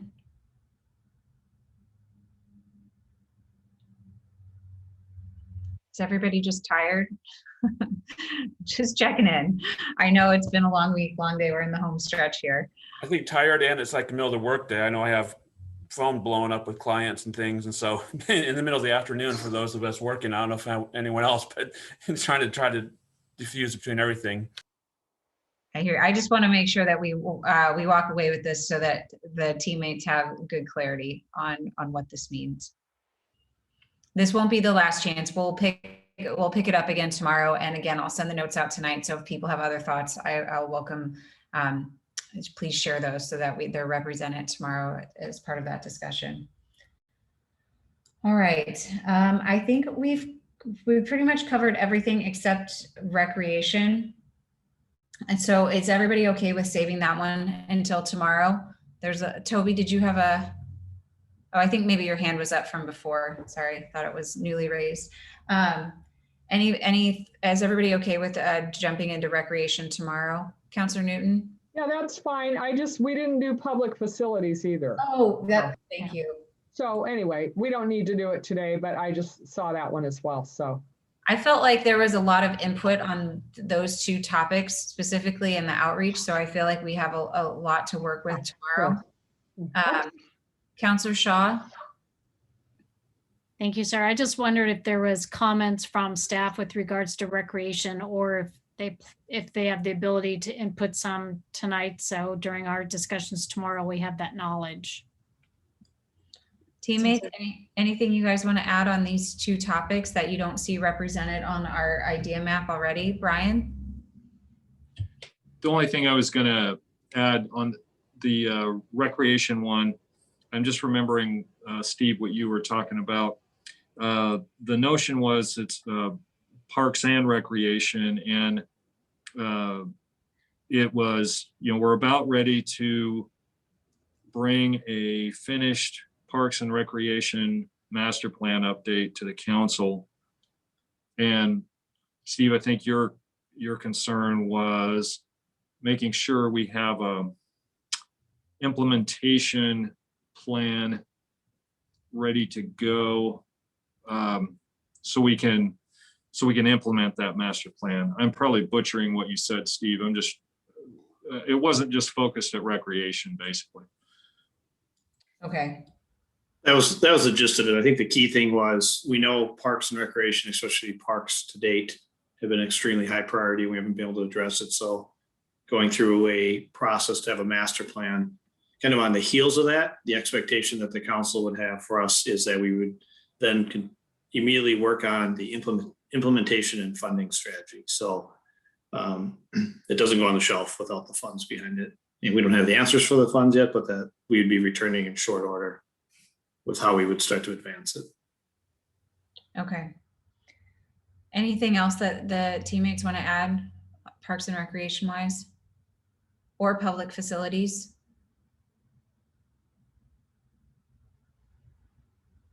Okay. All right. Let's shift over then, and we'll pick this up tomorrow with continued refinement. I'll try to organize tonight so that we'll start fresh tomorrow with a new organized sheet, and you guys will get to again start to see how these things are coming together.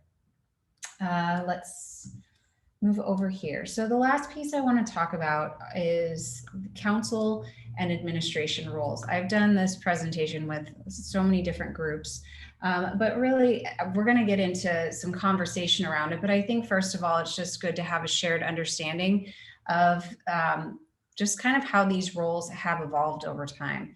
So they call this the politics and administration dichotomy, and it's the theory that constructs the boundaries of public administration. It asserts the normative relationships between elected officials and administrators in a democratic society. And so this is kind of the background, the foundation of the council manager form of government. And it's important to have a shared understanding of this, because within that, it creates these roles and expectations in order to have a really high performing organization. And with the council, I asked you in your interviews about what does it mean for next level change? And you shared some ideas and thoughts around how you're going to take Tigard to the next level, and some expectations that you have for the organization into what that looks like. And so I think to help facilitate that conversation, first, it's just important to acknowledge that, there are these three different forms of government: commission, mayor, council, and council manager. I may be biased because I work with primarily council manager forms of government, but I think that they're the most high performing. You get the most done, and because it's structured and formed in such a way that you have really clear roles and responsibilities. We won't go into the history of it today, but in this, there's some defined roles, and the council is the group that sets the policy. You establish the what, you represent the constituents that elect you. And with that, part of that role is to keep staff informed. You have your thumb on like the pulse of the community and knowing what the community wants. And so you need to be able to relay that information to staff. You set the goals, the priorities, and the direction, and you approve all the contracts and budget. Staff, the administration, your teammates, I should have revised the graphic for Tigard specifically. Staff determines, so while council sets the what, staff determines the how, that you rely on them for their professional and technical expertise. So many of them have advanced degrees and have gone to school many, many years and bring just a wealth of experience to the roles that they play. And staff, after council set the goals and the priorities and the direction, they take that information, what we're doing today, and align those goals with the resources to get it done. And so then then it kind of kicks back to the council in the form of contracts or budget. And then once that's approved, then that goes back to staff to carry out those projects and programs. So those are, in a council manager form of government, those are the roles that exist. And within that, in order for it to be a high performing organization, there needs to be a really strong partnership between the two. So some expectations come with that. And I welcome you guys to add to this, but just ones that have come up over the years and working with different groups, is that the council expectations is that you guys operate as one body. No, it just according to city charters, nobody has more authority, and none of you have more authority than the other. In order to get stuff done, you have to operate as a body. You guys need to make decisions. So I've seen a lot of elected officials, not saying this happens in Tigard, but sometimes struggle with making those tough decisions to move things off the plate. And then sometimes the plate gets backed up and too full, and that can really cause some challenges and dysfunction. So staff really relies on you to make those tough decisions. Also to come prepared and ask good questions. For just clarity, to communicate with the city manager.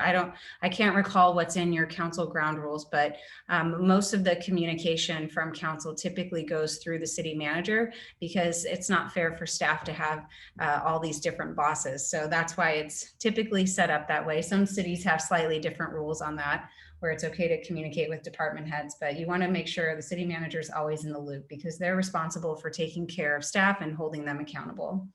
And then finally, that partnership with staff are the teammates. On the administration side, again, council is relying on administration to provide that technical expertise and to do it in a neutral and unbiased way. Also to support a high performing organization. They want to see you guys carry these goals forward and be able to do as much. I've heard from just some of the conversations in Tigard, you guys are definitely a very ambitious, passionate group that likes to get a lot done. So it sounds like you guys are well on your way to that.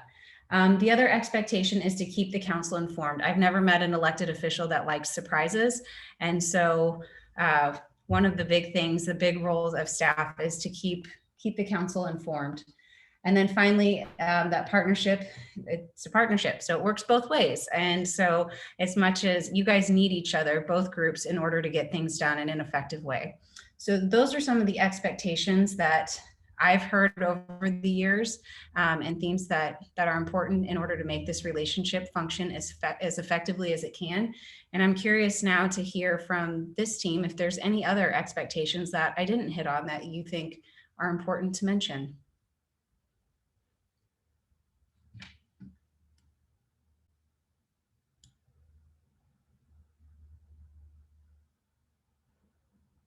Any others? Did we cover it? Yeah, Councilor Newton. I guess back to the comment I made earlier about the community being part of this team too. So both the council and the team, we're on the same team, but the community's role, I think, needs to be recognized, acknowledged, whatever you want to say, by the council and the technical or the teammates. So I think we have to keep that in mind as well. And so when we're making decisions, we need to be thinking about how we're communicating with the community impacts to the community. I don't think the community likes surprises either, so. That's fair. Anybody else want to add anything to this? Just building on what Councilor Newton said, as part of the community, I would want to include our boards and committees. You know, they tend to be really knowledgeable about the city and really great partners. Yes, excellent point. Anybody else have any thoughts on this? Yeah, Kathy? Because there's so many people involved, we're gonna have a wide range of thoughts and opinions on how to approach something. But I think if we have a shared understanding that once a decision is made, we can disagree while the decision's being deliberated, but once it's made, we accept and do our job, everyone, to move it forward and be successful. Yes, that gets back to that one body comment, just to elaborate on that. Yeah, once decision is made, we all support it. Sarah, I was just going to add a few words. I've seen things with clarity. So on the council side, you know, make decisions with clarity, and that on the team side, the same thing when you're talking about the neutral advice. It's also making sure that we bring forward the right amount of information and are clear in the information that we're bringing forward. Because sometimes that seems to be a rub that happens either way, where there wasn't clear understanding what the council wanted, or the council wasn't sure what we were asking them. And then there's also the respect factor on both sides of that, both sides of the aisle, as I'll call it. Yes, we could change that to respect and partnership, I think, in the middle. Okay, anything else that anybody wants to add? So for our reflection activity, I want you guys to all reflect on, what do you need as either a teammate or as an elected official to be successful in moving the goals that we've talked about today and moving those forward? So I want to collect your comments on that. So think about it for just a moment. And we will capture those down here. And I'm going to actually turn off the share and so that we can all see each other as we kind of reflect on our work together today. And I'll copy while you guys talk. So I see Councilor Shaw already put hers in the chat. We need teamwork.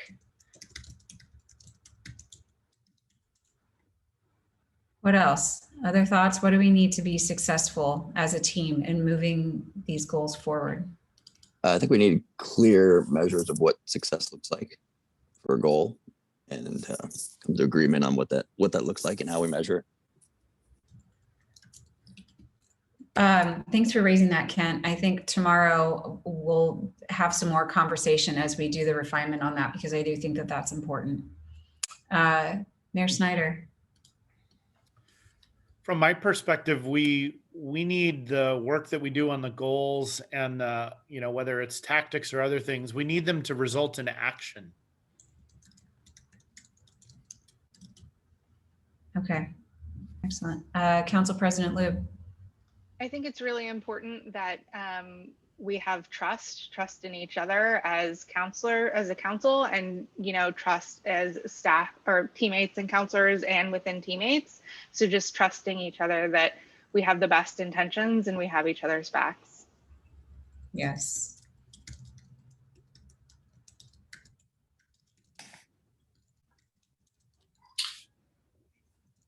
I'd say to be a high performing organization, we have to keep fostering this relationship building amongst everyone that's been included today. So the council gets to know us and vice versa, and we all get to know each other. Yes, excellent. Councilor Newton. I guess when we're in the decision-making process, I want to trust that the team is bringing us all the information and not holding back on anything. Sometimes I feel like, oh, is there more here?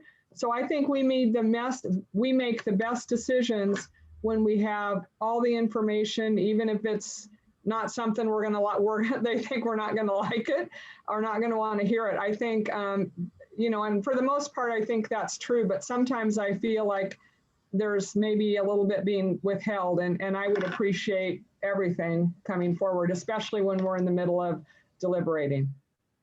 All right, put it on the table. On the table. All right, Kathy.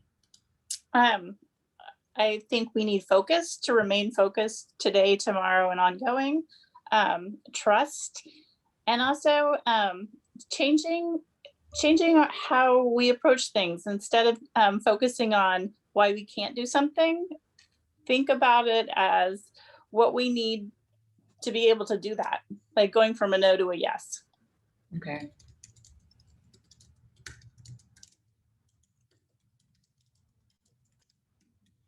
All right, excellent. Thank you. Who haven't we heard from yet? All right, Councillor Goodhouse and then Dana. A lot of the things that are said were ones I'd say. I think just kind of it's been said, but a focused vision. Everyone kind of knows what's going on. Everyone's informed. Make sure everyone's up to speed at the same time, and that we're all kind of going along with the collective vision of where we want to go. Okay, thank you. Dana? So mine I'll add to focus a bit, which is ensuring we have prioritization. I think one of the comments early on is when everything's a priority, nothing's a priority. So really making sure we have prioritization and resources. And sometimes that's money, sometimes that's people, sometimes that's time to make sure that we can do a thorough job at the things we're doing. Okay. And that's just what I typed in also in the chat. So Dana, I completely agree. Thank you, Chief. Yes, we'll do a prioritization exercise tomorrow to see lots of good conversation around goals today. And then tomorrow, how are we going to prioritize those? So staff knows what's most important, though they're all worthy causes and all worthy goals. Okay, what else? Who haven't we heard from yet? We need to hear from everybody on this. You know, we have Kenny, Nadine. Mine has already been said, and it's also around clarity and priorities. Okay, thanks, Nadine. Brian? Yeah, sorry to be a broken record on that, but that is a huge piece for me as well. Perhaps a clear way of how us as a team can assess what it will really take to accomplish these goals and have a mechanism for communicating up to the council as to what it's going to take. And what folks have been saying about priorities is right on the money.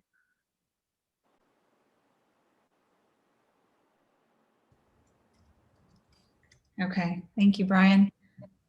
I would also agree with the prioritization and action part that's already been said, that those are just the two main goals that we should be focusing on, and making sure that we have our issues in order and making sure that we get action out of those issues.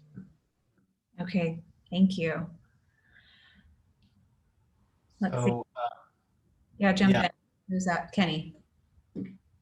So all of the above, of course. It's a great list already. I'm trying to think of anything that hasn't been mentioned, and you know, in reflecting on some of the things that we've talked about trying to accomplish, homelessness, tackling homelessness, making progress on equity, making progress on resiliency. One word that comes to mind is courage.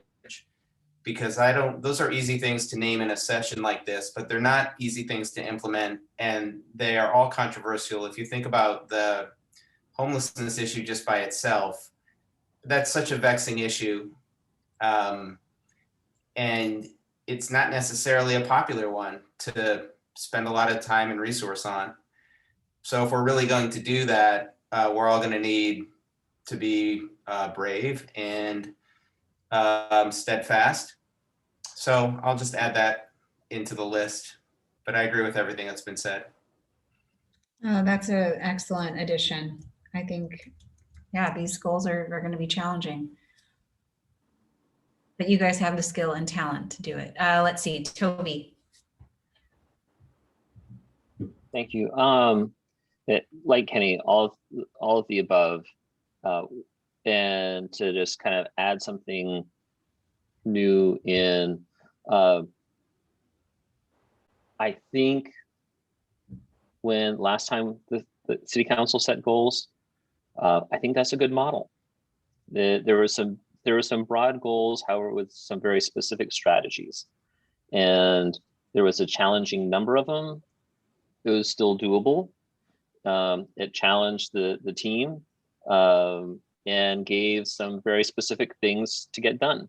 So big topics with some very specific strategies to implement. I thought it was an effective model. It's not the only one. It did work. Okay. And we got most of it done. That's hopefully the direction that we're headed tomorrow. So we'll keep plugging that way. And I just want to thank teammates for making that happen, because I agree with Toby that we got most of it done, but most of why that happened is because of all the teammates that are in leadership roles on this at this meeting. Kudos to the team. All right, who's not weighed in on this yet? Shelby? So I was going to say, similar to Council President Liu, mine would be respect, respect for each other as people, but also respect for the roles that we play in the organization, because we each come at it from a different perspective, and that's why we're here, is to bring our different perspectives. Yes. We talked a lot about that with just the council and a couple team members that were part of that training, but just the various strengths that you bring. And I'm sure if we were to do that with the whole team, we'd have an even greater diversity of strengths, and they're all important and all beneficial to making you guys high performing. So I think it's wonderful. Anybody, did I miss anyone? Halstead. I almost escaped. I think I agree with everything that everyone has already said. The thing that resonates the most for me is the why, understanding the why we're doing something, so we're able to communicate it succinctly and effectively with all of our different stakeholders.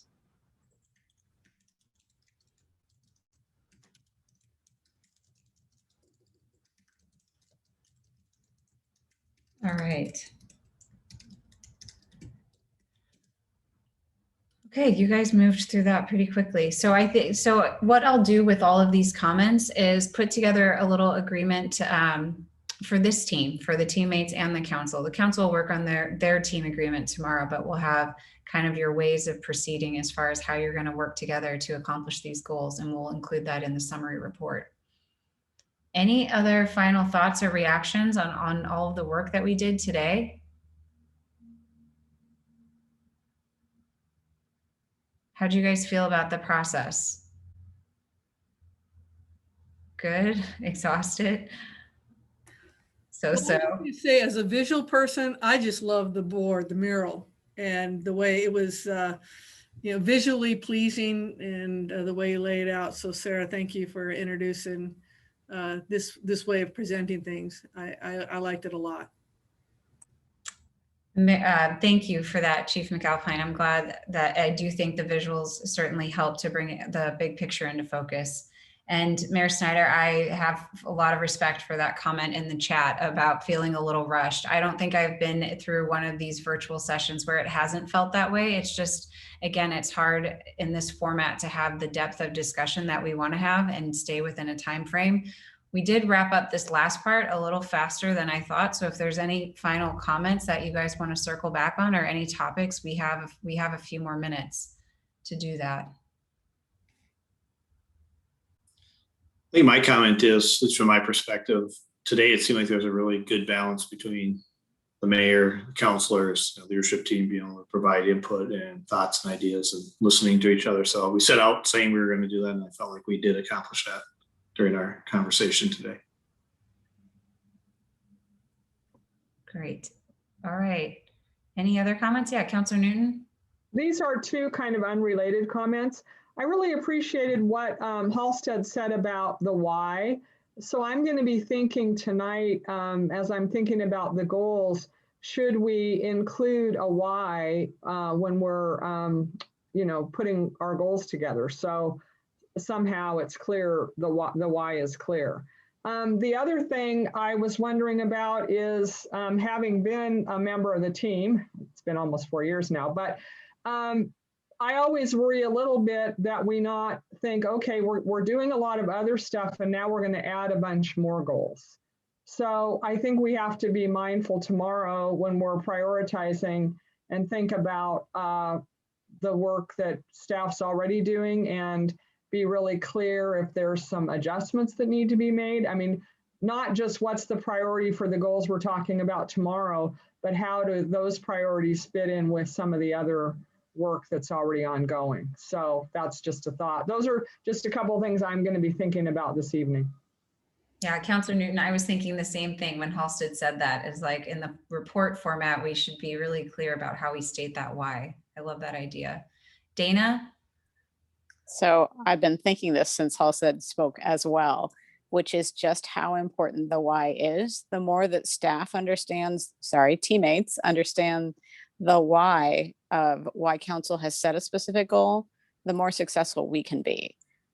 If some strategy isn't working and we understand the why really clearly, it's easy for us to be nimble and make adjustments and changes. So I think the community is better served. Excellent points. See, Halstead, thank goodness you didn't try to skip out on us. Councilor Goodhouse? Yeah, for a council, I think how today went, usually I like to know a little in advance what we're going to go over or some prep. So I think jumping into it, kind of like you said, don't like surprises sometimes, jumping like where we're working on, how it is, and kind of echo what the mayor said, a little rushed where maybe take more time. But I'd like to see how we do going forward, though. I'd like to see how we take everything we worked on now and also combine that with the goals that we have already from before or the projects we're working on with, the urban renewal districts or Washington Square and all those other projects. So how everything we tied into now, plus the projects and how we lay that all out to show the overall goals. Yes, we'll make sure that we have some conference. Steve and Kathy and Shelley will be present tomorrow to make sure that we consider what's already underway as we finish the goals and do the prioritization. And then we'll make sure that we have some reflection of that in the summary report. All right, any other comments for the good of the order before we talk about next steps? Okay, so tomorrow's session, as you saw on the agenda, we will open it up where we'll continue our refinement of the goals.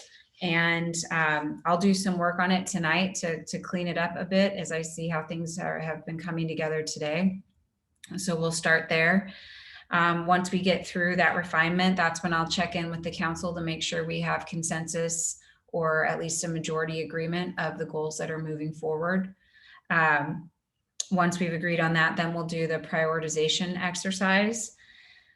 And then we'll get some direction from the council team on ground rules. So we're not going to go in depth on those, but we are going to get some direction as to how maybe some changes you'd like to see to the ground rules, and the teammates will come back to you at a future date with some proposed refinements.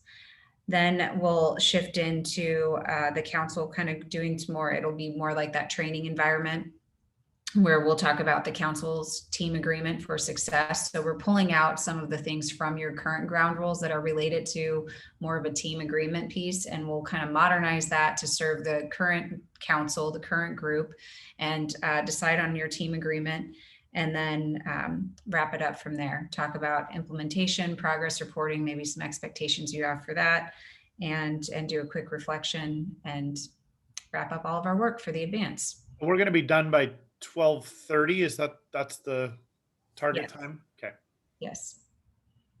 And then remind me, is it 8:30 or 9:30 that we're starting? It's 8:30. 8:30 tomorrow, and there's a different Zoom link.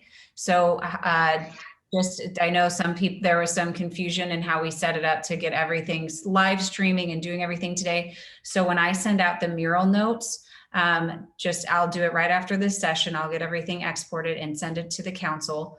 And I don't have all of the teammates' emails, so Steve or Kathy will forward that along. Kathy will take care of that. And then when I send that information to the council, I will also, again, send the Zoom link. So make sure you guys have the right Zoom link tomorrow at the top of your email to be able to log in the morning. Counselor Goodhouse?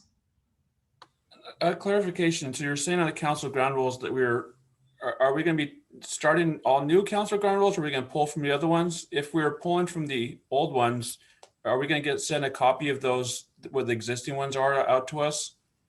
I can include that with my communication. So we're not starting necessarily a group of new ones. Right now, you guys have your council ground rules structured in a way that you've got like team agreement stuff that's shifted in there over the years that maybe was reflective of what some councils needed to operate well as a group.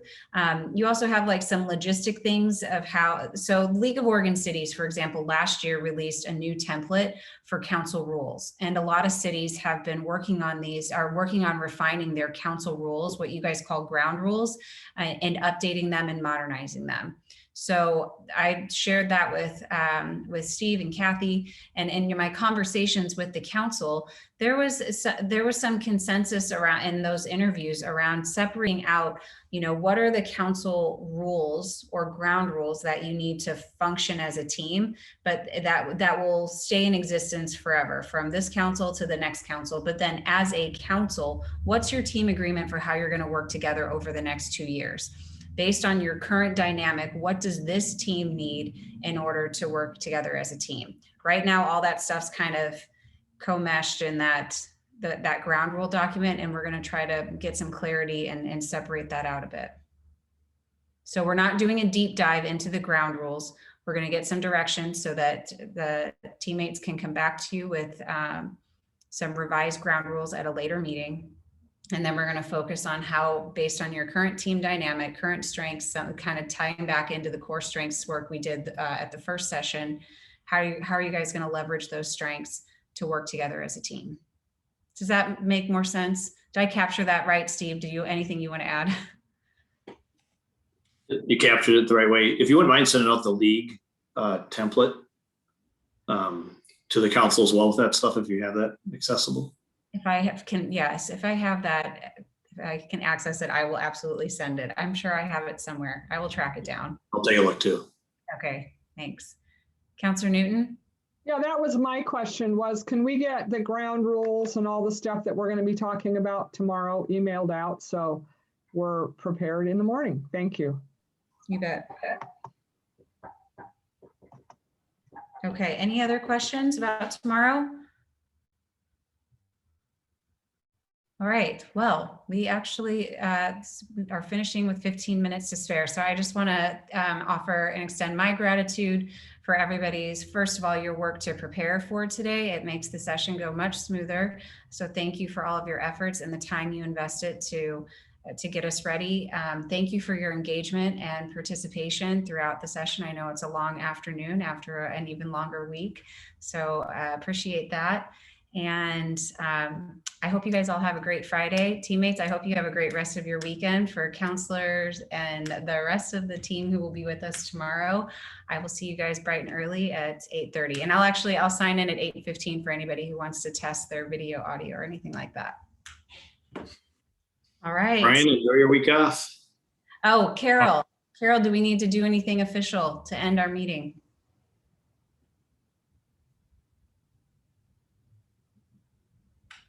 Here she comes. Yes, I could, someone could adjourn it. The mayor needs to adjourn it. I move to adjourn. I'll second the motion. Been moved and seconded. All in favor, please say aye. Or do we need a roll call vote? Carol? Did we do roll call here? Yeah, we didn't do roll call to begin with. So Carol, do you need a roll call vote or can we just take a voice adjournment? We did roll call at first. The connection's a little spotty, Carol. Sound issues. Maybe you can type it in. Can they type it in? Just do a. Or I can just say Mayor Snyder. Okay, I think Steve's going to do the roll call for us. Yeah, Carol, why don't I just do it so we have it on verbal record here? Mayor Snyder? Sound issues. Yes. Counselor Goodhouse? Yes, we had 15 minutes. Counselor Newton? Yes. Counselor Shaw? Yes. Counselor Calderon? He doesn't get to vote. I don't get Oh. to vote. All right, sorry. And Council President Lou. Yes. All right. We are adjourned. We're adjourned. Thank you. Thank you. Bye all.